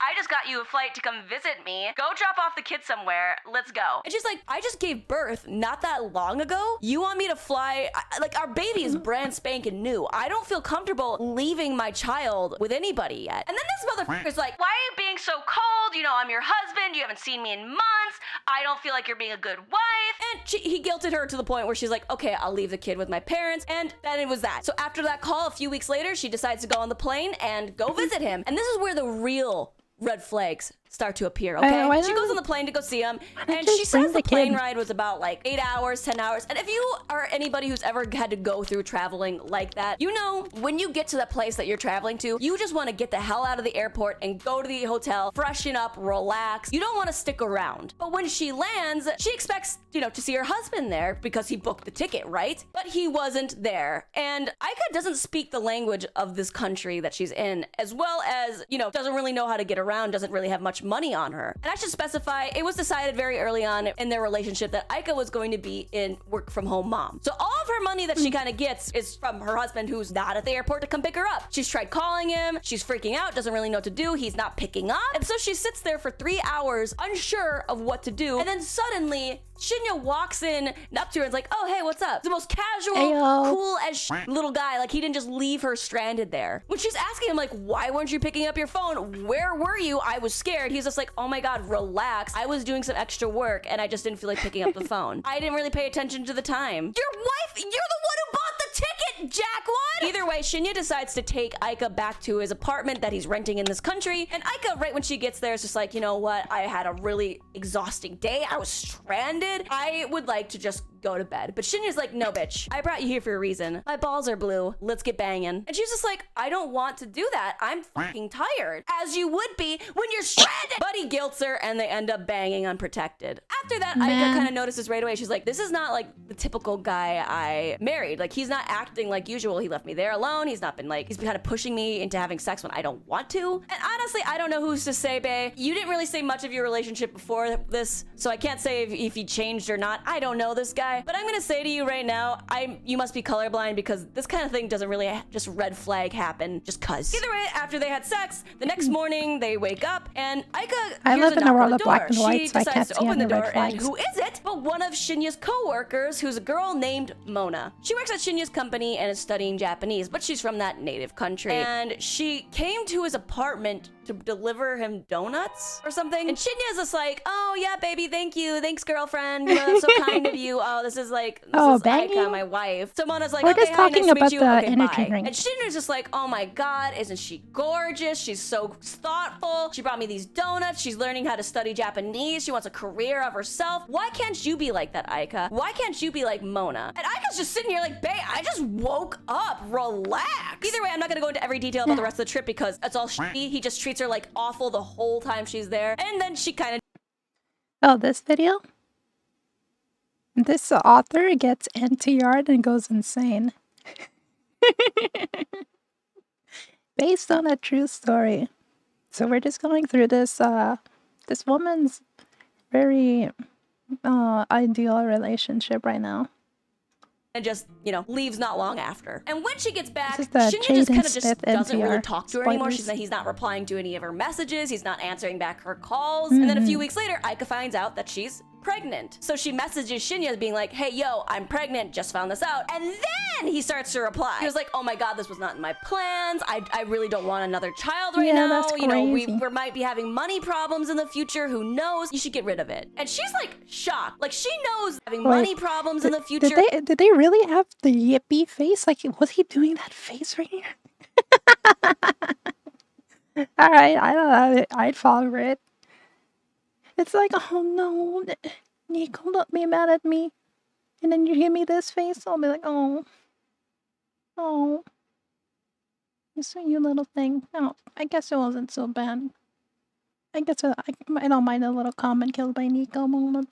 Who knows, you should get rid of it. And she's like shocked. Like she knows their marriage isn't the best right now, but she never would have thought that he would be like, yeah, I don't get rid of that kid. And she was pretty adamant that no matter what happened in their marriage, she wanted this baby. And she was like stressed out, not sure what to do with the baby, what to do. And then unfortunately, due to some circumstances, she did lose the baby. And she ends up calling him, you know, of course, very sad. And then this guy, this little piece of utter fecal matter that is just he starts to laugh and is like, oh my God, I'm so relieved. Yo, Thank really? God this happened, right? Like, hello, Oh, flag God. store. I'm looking for your reddest flag. For me personally, if I was ever in the position that even at the airport, I'd be like questioning if I wanted to continue my relationship at that point. If I didn't get an apology and a genuine reaction to like leaving me stranded for 3 hours in a country I don't know. And then especially at this point, if I somehow wasn't running for the hills, I would be looking to cut off somebody's dick at that point. It'd be done, square over. And then he kind of goes back to ignoring her again. And at this point, Aika is just like, listen, I don't really know what to do right now. I kind of feel like, you know, my marriage is in shambles. He's not even answering me. I don't want my daughter to grow up without a father. So she decides to message her husband Shinya's co-worker's wife that she met at a party previously called Eriko. She messages Eriko like, hey, I don't know if you've heard anything regarding my husband or like anything regarding their team and like them and what's going on with their work lately. Like, has he been very busy or something? Like, he's not been answering me. And Eriko replies back, hey, didn't you know? He's meant to be coming back to Japan next week.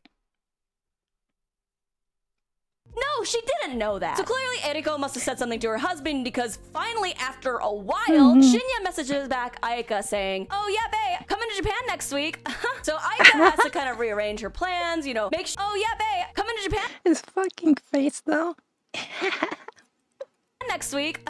So Aika has to kind of rearrange her plans, Yo, you know, make that's sure that wild. she's How there did to you pick know? up her husband at the airport. But when she goes to ask him, can you give me your flight details? He's like, nah, I think I'll just meet you at your house. Been months since you saw your daughter. Nonetheless, wife, that's a whole other bag of worms I'm getting into. But imagine the last time you saw your child was when they were first born. And you don't Girl, want to I'ma see be them there next week. immediately right when you land. So he comes back to Japan and he decides to meet her at her parents' house. So they're talking and everything seems fine. Everything seems like be what their life was like before he left, but she couldn't shake the feeling of how weird he was. So that night, while he was sleeping, Aika decides to kind of go through his phone to see if there's any messages. Is he cheating on her? What's going on? And she couldn't find anything, but she felt there must be something, like maybe there's a second phone. So she decides to put a tracker into his phone. She starts to feel a bit more relaxed. She didn't find anything after all. She's like, at least there's a tracker in his phone now, right? She goes to bed, la-di-da, what are you gonna do? Wakes up,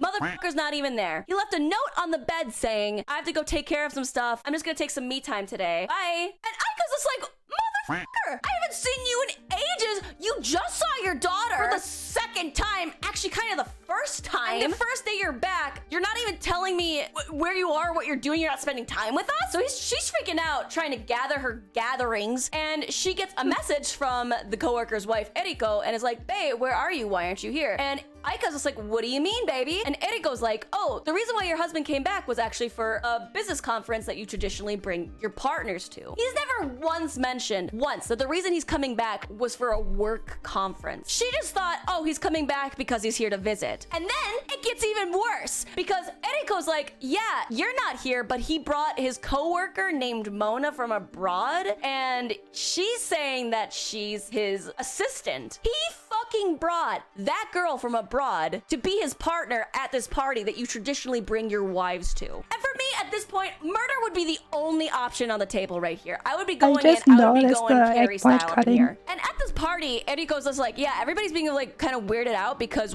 we know that you're married to each other and Mona's not like his wife. I need to make it so that the like, title is like visible. Bothered. So she messaged Shinya like, what the fuck, bitch? Where are you right now? I'm coming to this thing. But Shinya's just like, oh, I'm not gonna tell you because maybe my company wouldn't want me to tell you. The audacity. At this point, my insides of my stomach were reeling. I was like clutching. I'm like, what do you fucking mean? It's just a React streamer. He was bullshitting. And she was so relieved she put that tracker on his phone. So she goes to the hotel, and who does she see him walking out of the hotel with closely? Motherfucking Mona. So she confronts him, lays into him like, listen, you've been awful to me, you lied to me, and now I'm seeing you walk out of a hotel very closely with another woman. You're cheating on me, asshole. And Shinya does that thing, you know, like, the thing that really, unless it's being done to you, you know what I mean? When they're like, somebody is clearly in the wrong and you're kind of yelling at them and they're trying to like calm you down, seem like they're the more reasonable party. That's what he's kind of trying to do with her. Oh, calm down, you're being too much. So she does actually start to calm down, and he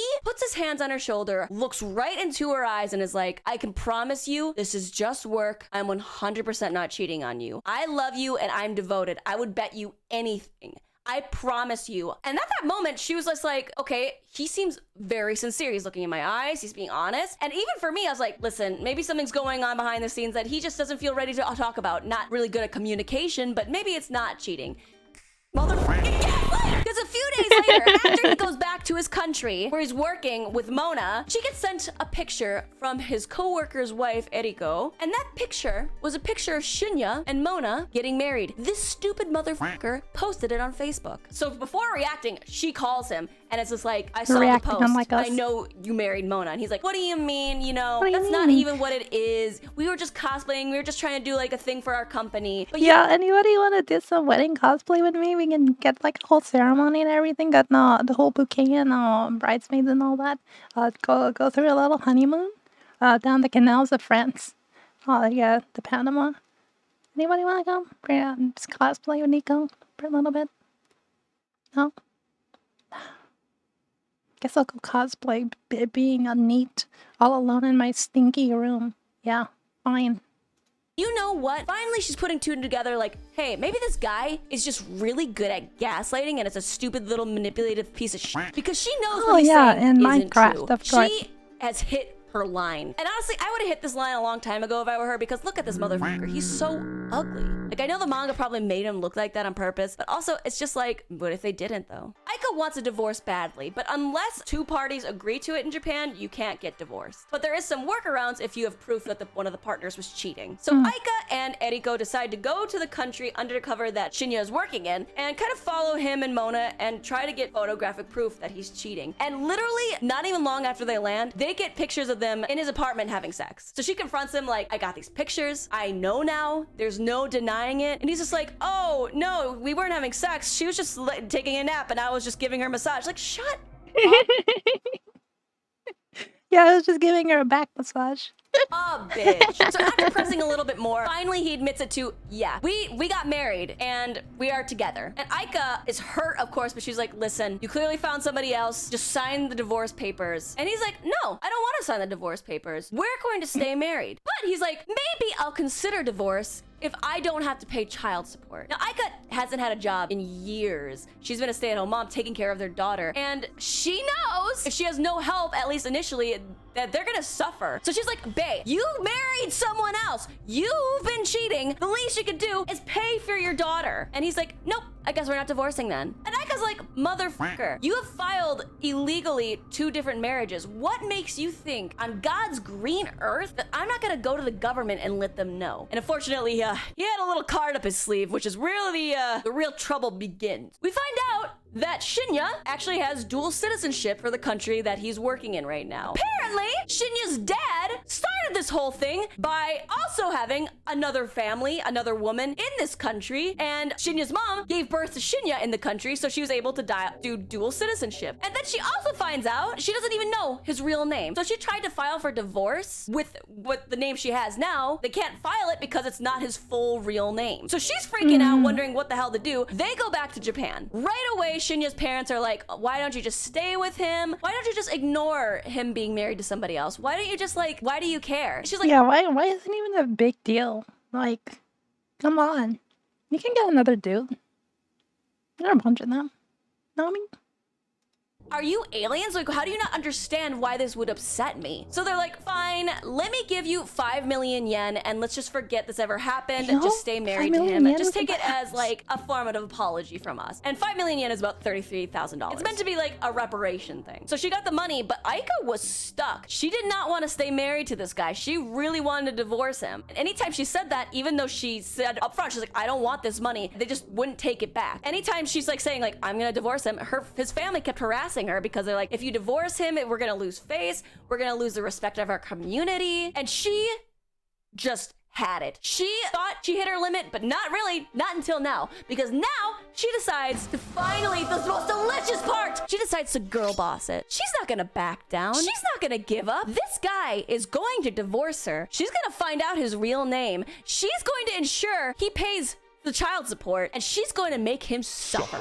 Aika's family, and Eriko decide they're gonna do everything in their power to make sure Shinya comes back to Japan. Because if he does come back to Japan and they let the Japanese government know what's going on, he's gonna get arrested. And I think Shinya kind of knew that they were gonna do this because he's like, I'm never gonna come back to Japan. I'm not gonna do this. So they start coming up with a plan. She calls Shinya and is like, listen, I won't divorce you, but you gotta break up with Mona. And so he does, and she stabs him because she's angry that they broke up, but she didn't really actually stab him. He just said that because he's a fucking baby bitch. And he also never broke up with Mona. He just told her he did and wanted to lie about her stabbing him for some reason. She wanted to make it seem like to Shinya, I'll consider making this marriage work if you just, leave your partner, maybe we can fix things. Yeah. But in reality, I think she wanted to create one less reason for him to want to stay there so he can come back. And then Aika does a finishing move. She decides to send letters to Shinya's company saying, I don't know what's going on.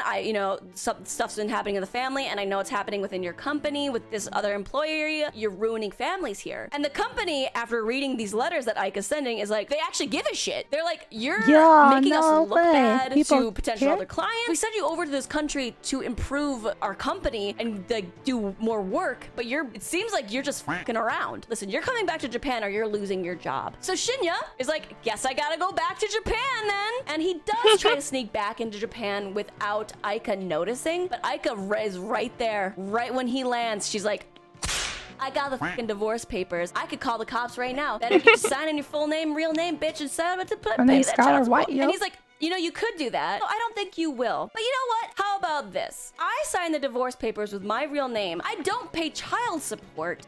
And you know that money my parents gave you for reparations? How about you give that money to me instead? In what world? Like, She wasn't even gonna like go ahead with this divorce if you didn't do child support. Why would she hand over this money? But she knew if she said that, he would believe that there was still more of a fight going on than maybe there really was. So she agrees. She's like, you know what? Fine. Just sign the papers. And he's like, oh shit, sweet. That's what I wanted to hear. I knew you were weak as fuck. Let me sign my real name. And his real name, guys, his real name is Shinya Jaden Smith. I don't know if this is a fake name. Honestly, I probably, of course it is. But I cannot fucking believe his parents must have really loved the Fresh Prince of Bel-Air or something. But words cannot describe the absolute bitch fit of giggles I got when he finally got what was coming to him. And you know actually how we found out his real name? There He it didn't is. actually even sign his real name for the divorce papers. He was still trying to avoid it. We actually found out because his family found out that he was trying to get the money that they sent her for reparations. And they were pretty pissed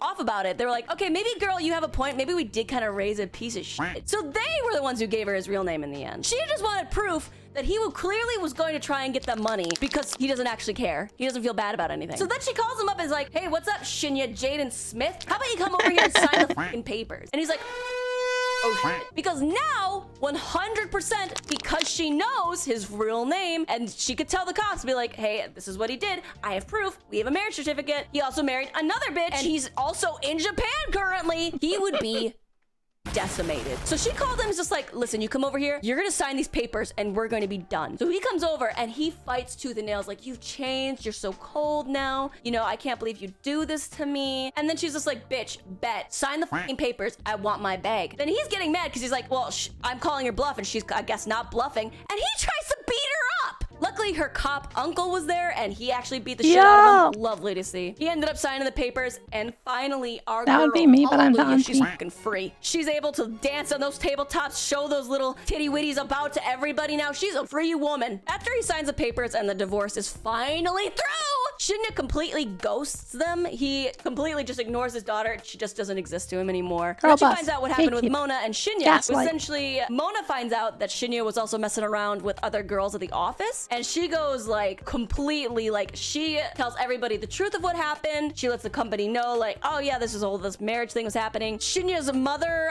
actually ended up sending another 8 million yen Nice. to Aika as an apology for having to go through all of this, which is 8 million yen, $60,000, something like that. But Aika was finally able to move on. Years later, she was finally able to find another guy who wanted to Nice. be a father to her daughter and actually treated her well. She's able to get a good job.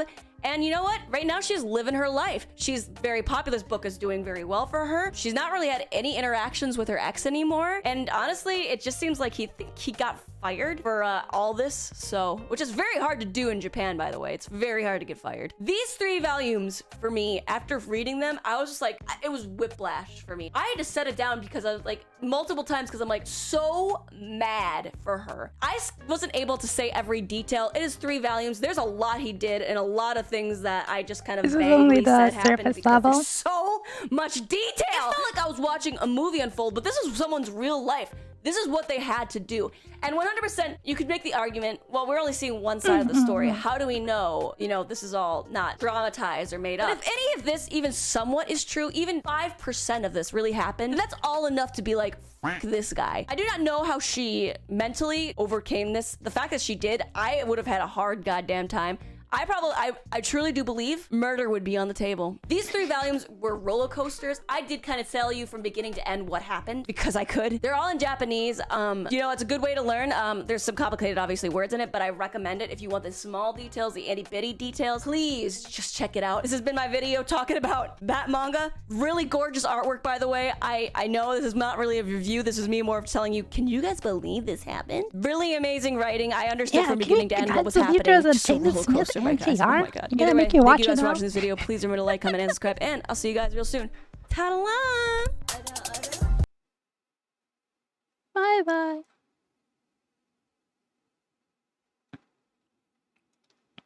Hold on. I'll be right back. Put on the music. Be some Subway Surfers or something.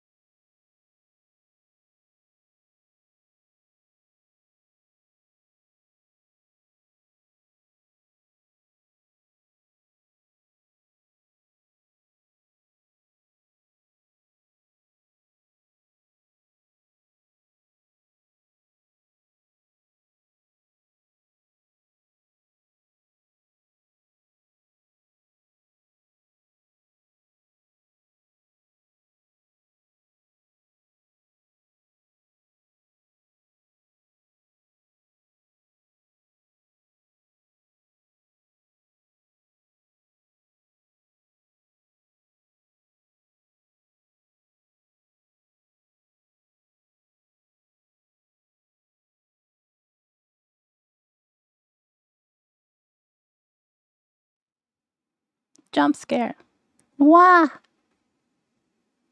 Now we go play some more game training. I'm gonna shoot our shot. Maybe do some mahjong, and then I have to go. And by go, I mean I'll go play VR chat.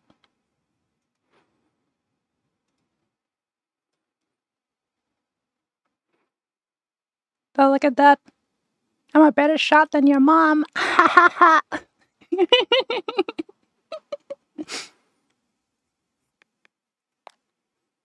Cannot make that up.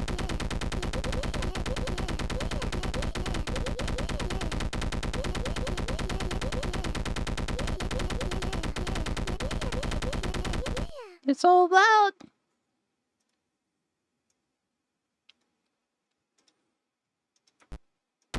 Zam.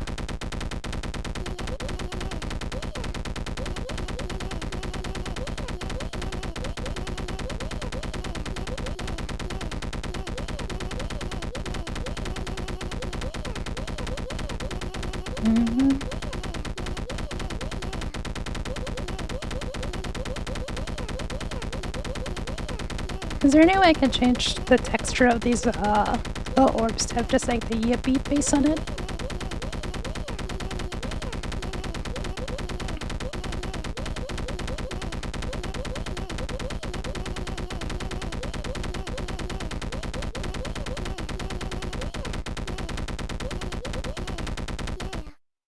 Nice. Oh, we like blew up on that score. Okay, not too bad.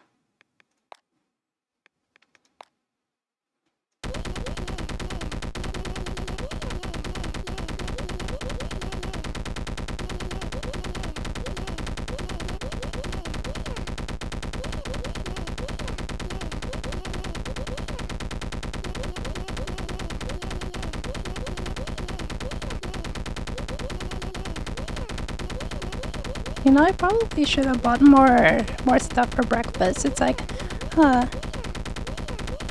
keep getting hungry, but I want to eat. And then I look at my available food. I have ramen and hamburger helper. But there is also the rice that I bought. I just had to look for my rice cooker. I wonder if it's annoying to just like heat up some curry sauce.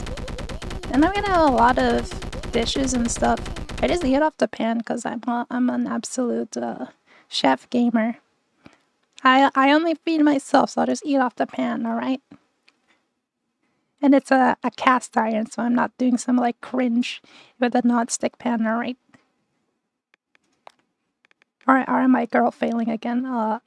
Wake me up from the cope.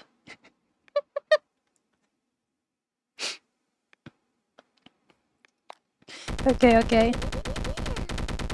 Alright, I'm just making sure. So off the pan, not microwaving the cup ramen this time. We're not getting some free carcinogens. We get enough of that.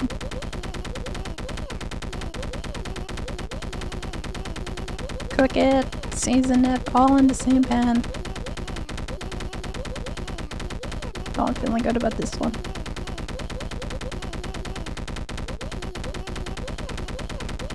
Now we're cooking.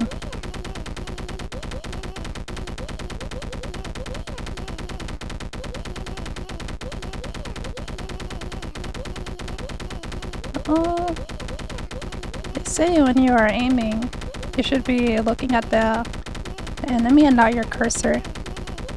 And your eyes will automatically start tracking it. Source myself, clearly I'm a great aimer. Or something. Oh my lord, okay. What percentile is that? I can't even read it. Good glow up. Argument 2. Apex MSI headshot click.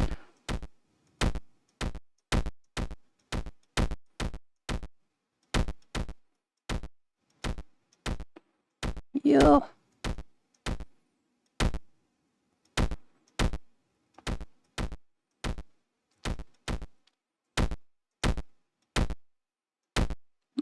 Locking her in.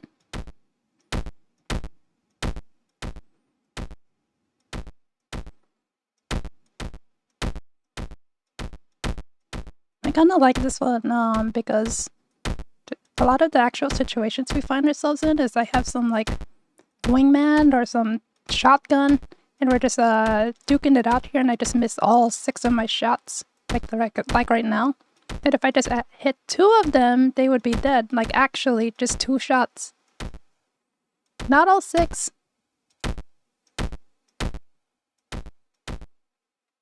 Whoa, the gloves! Oh my god, score!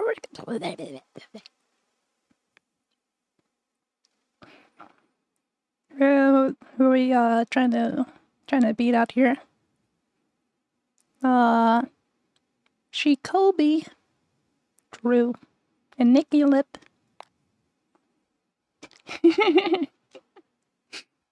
Well, good thing is that they put it inside of the box as a red thing now.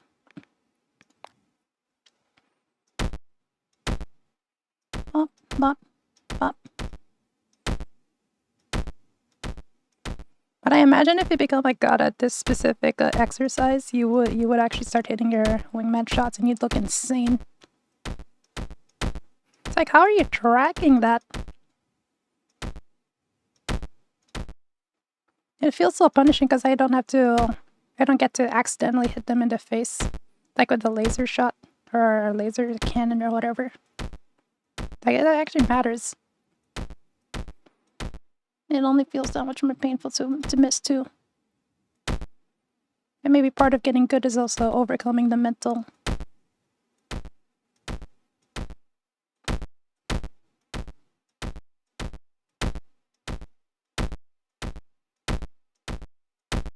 Shooting in rhythm.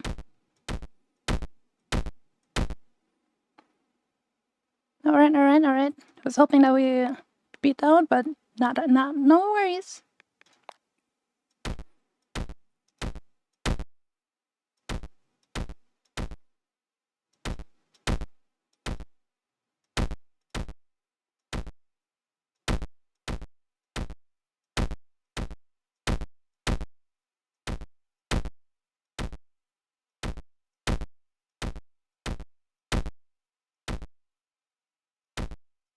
I can't tell if I'm like overcompensating for the aim or if I'm like smoothly following this head.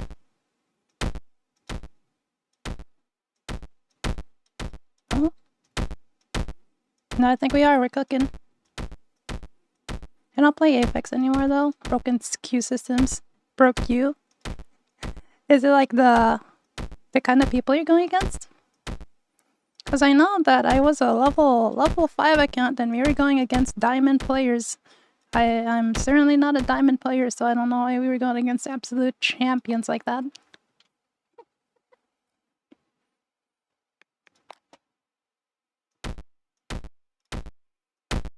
I'm gonna do all the reps of these because I feel like this is the big gains for what we're trying to do.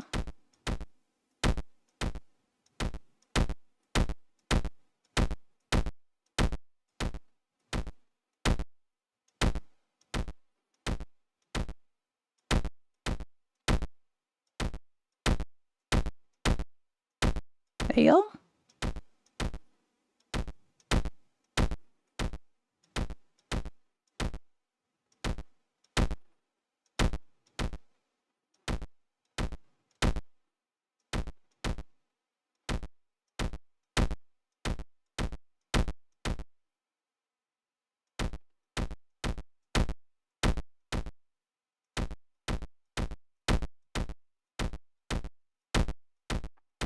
We'll destroy you.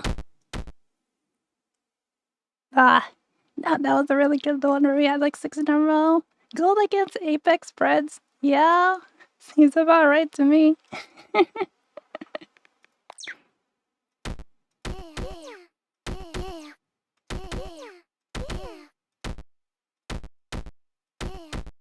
Shoot.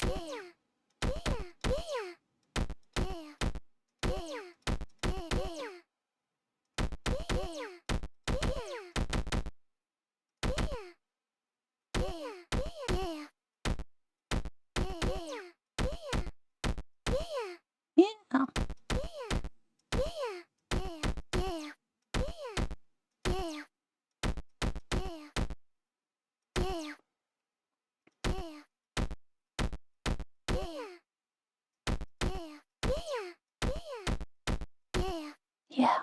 Nice.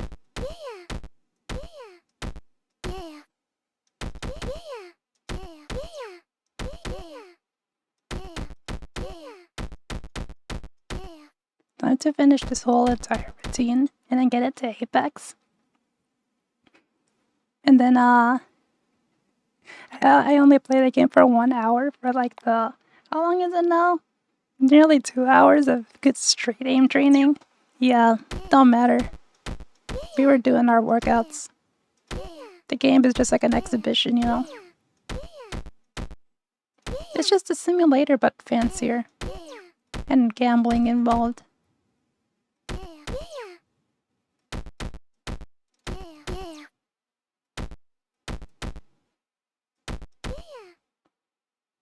Yeah.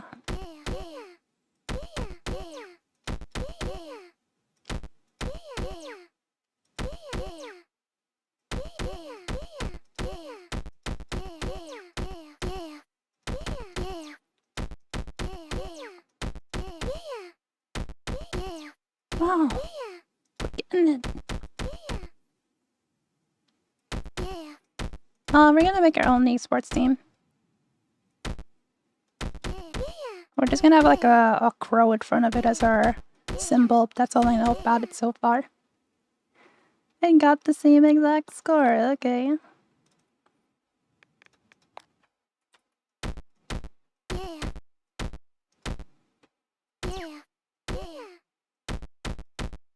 We're gonna get so good overnight from this one time that we do it. Who knows, maybe it's the last time we do it, but it's the only time we have to. Aside from Mahjong, of course. She plays FPS and plays Mahjong? No way. If I had a wife, she would play FPS and Mahjong. She doesn't, I don't want her. Never settle.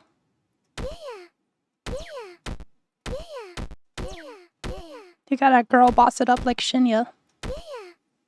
I mean Jaden Smith.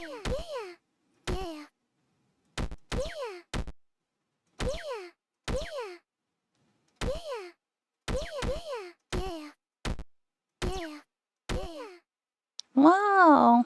We still don't beat our high score though, but I felt like I was cooking.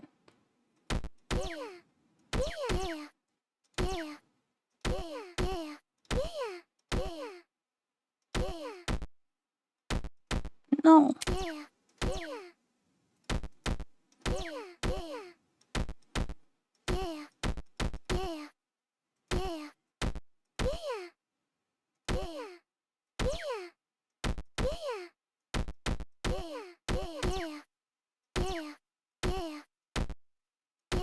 I'm locked in.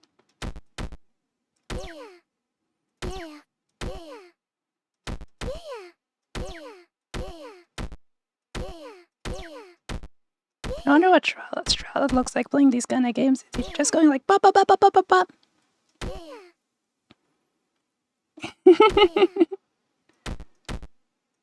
Meanwhile, he introduces his friend that actually got with his mom. True story. Chicken man.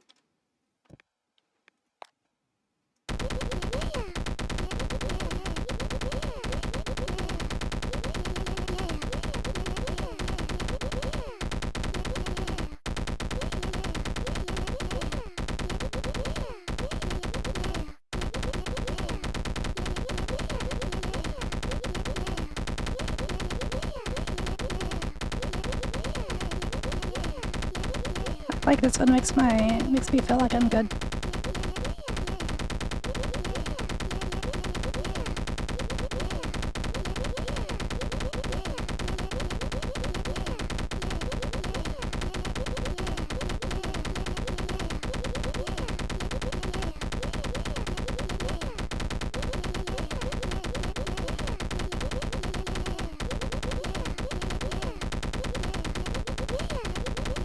No. I'm not even gonna play video games anymore. I'm just gonna be on the simulations all day.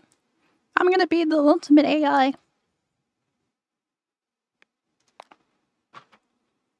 do it again.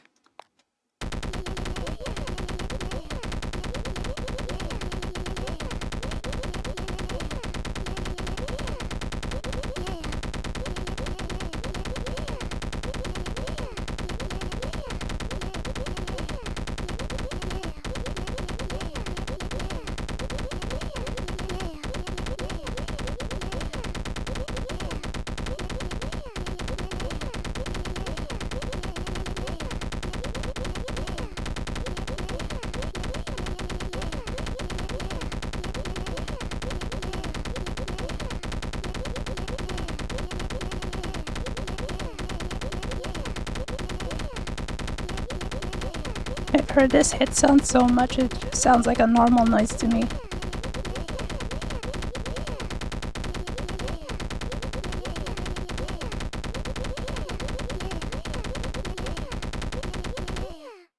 Wow, we just improve every day! We're 50th percentile, that makes us completely average now. Yeah, that's what you get, VT1, Elon Musk. VT6 Airly legit?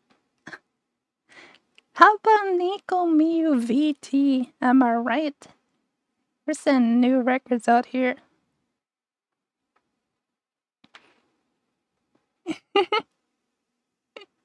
Yeah, I changed the hit noise to exactly that.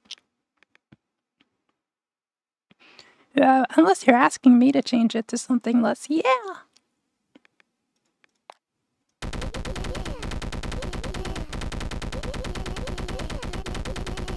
It's also really easy too.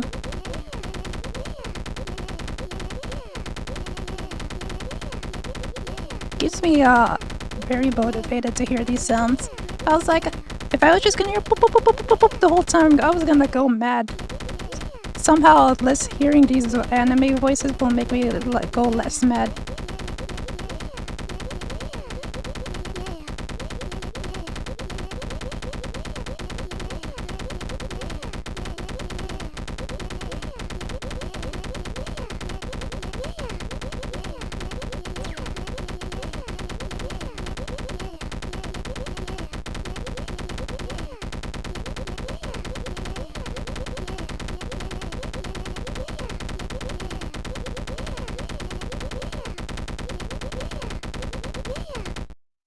Wow! Yeah, we are so gonna glow up after a few more of these. We're almost done, by the way. But if I do these maybe once a week, yeah, I can see us getting back on the zone.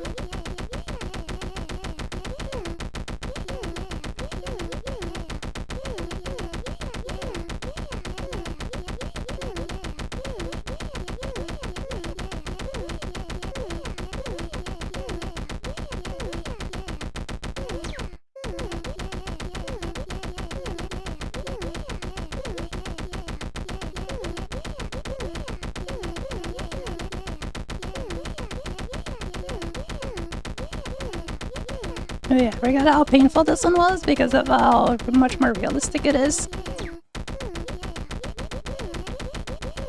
But I gotta do that thing where some enemies just go up in your face and it's so hard to aim at them. I'm just gonna be that guy. This is me right now when you find me in Apex, I'm just gonna go right up to your face. Yeah, try tracking this.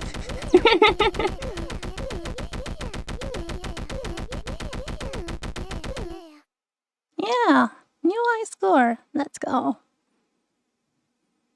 Did better than the TTV, Teon, Chalks, extra jalapeno, special move.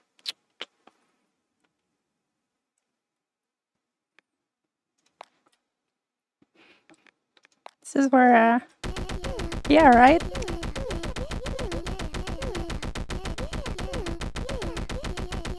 Like, they're not even trying to hit you, they're just trying to get in your face like this. Look at that.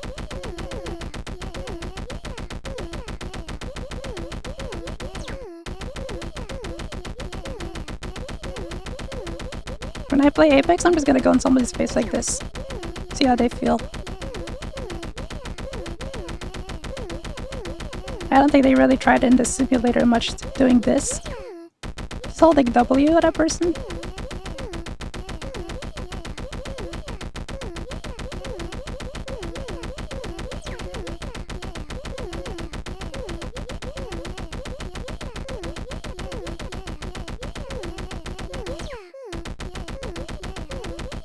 I can feel my muscle memory coming back. Wow, let's go. See, when you start moving up on the ranks and you see on the leaderboards like increasingly more edgy names, that's how you know that you're making it. Like games like Flumpy Wungus. What? Just to find an Omega T. That's edgy. This guy straight up just called Noctis. I should name myself Cloud or something. This guy's got a clan tag, VS Cater L Gabe, and whatever this is, VTuber. We're becoming real. We're manifesting. Manwing, Strafe Gallery, Easy V3. Oh boy.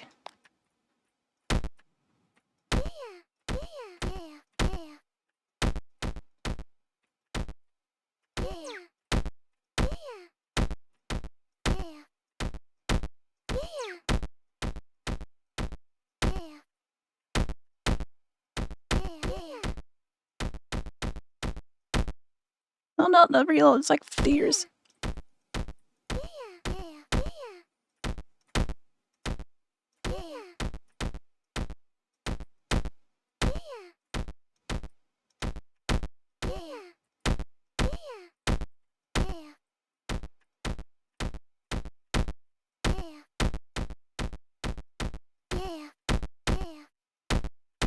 Like I have increased accuracy when I'm down to my last shot. It's like, oh wait, now I gotta make sure I actually hit this instead of whatever I'm doing with all the shots beforehand. Yo, okay, we're almost better than Natty's fanboys. Okay, we beat a guy named Fate, Mirage, Crusty Pastry Buffer. Jelly, I'm not a hag enjoyer. Yeah, we had to be better than that person. Ain't no way they're talking about hags. Just Roblox? No way. Okay, we're gonna hold on. Let me crack my knuckles for this one.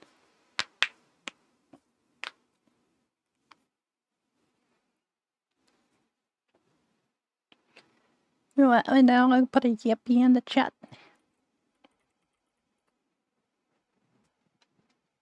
Yippee!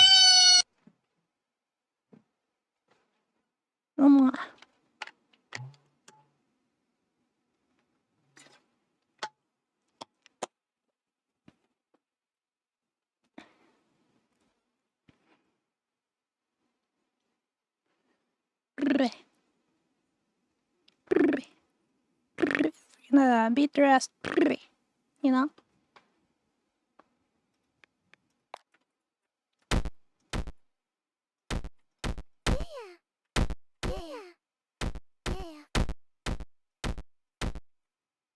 You.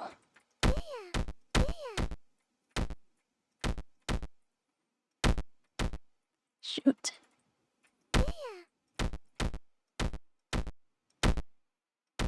No.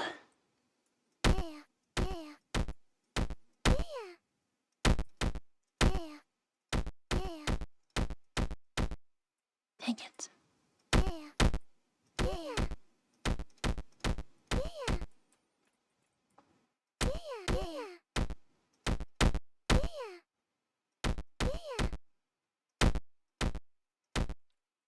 There were 3 of them.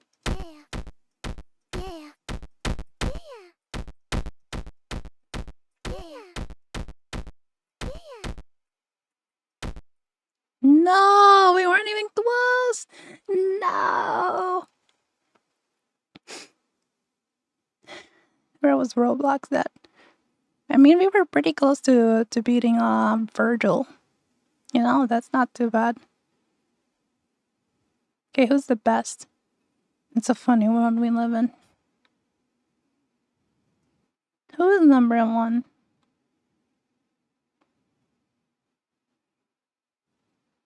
His name is just Dot.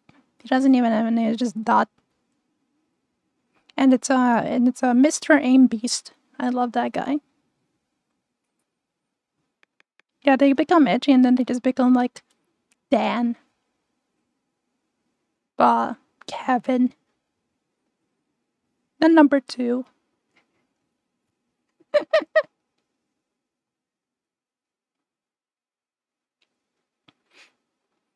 How come the stadium got hot after the game? Because all the fans left. See, we did some aim training. I hope you learned how to aim with that one. There we go. Play some mahjong. Maybe a game or 2, and then I'll be gone forever. Forever.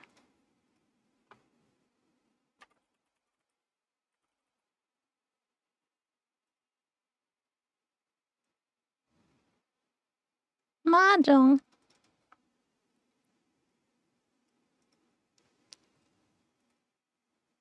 Gonna play our fest event.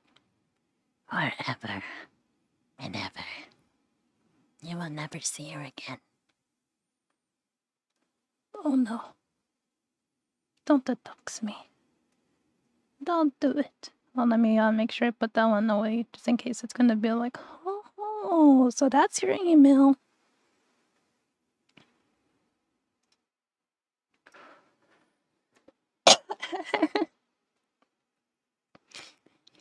No,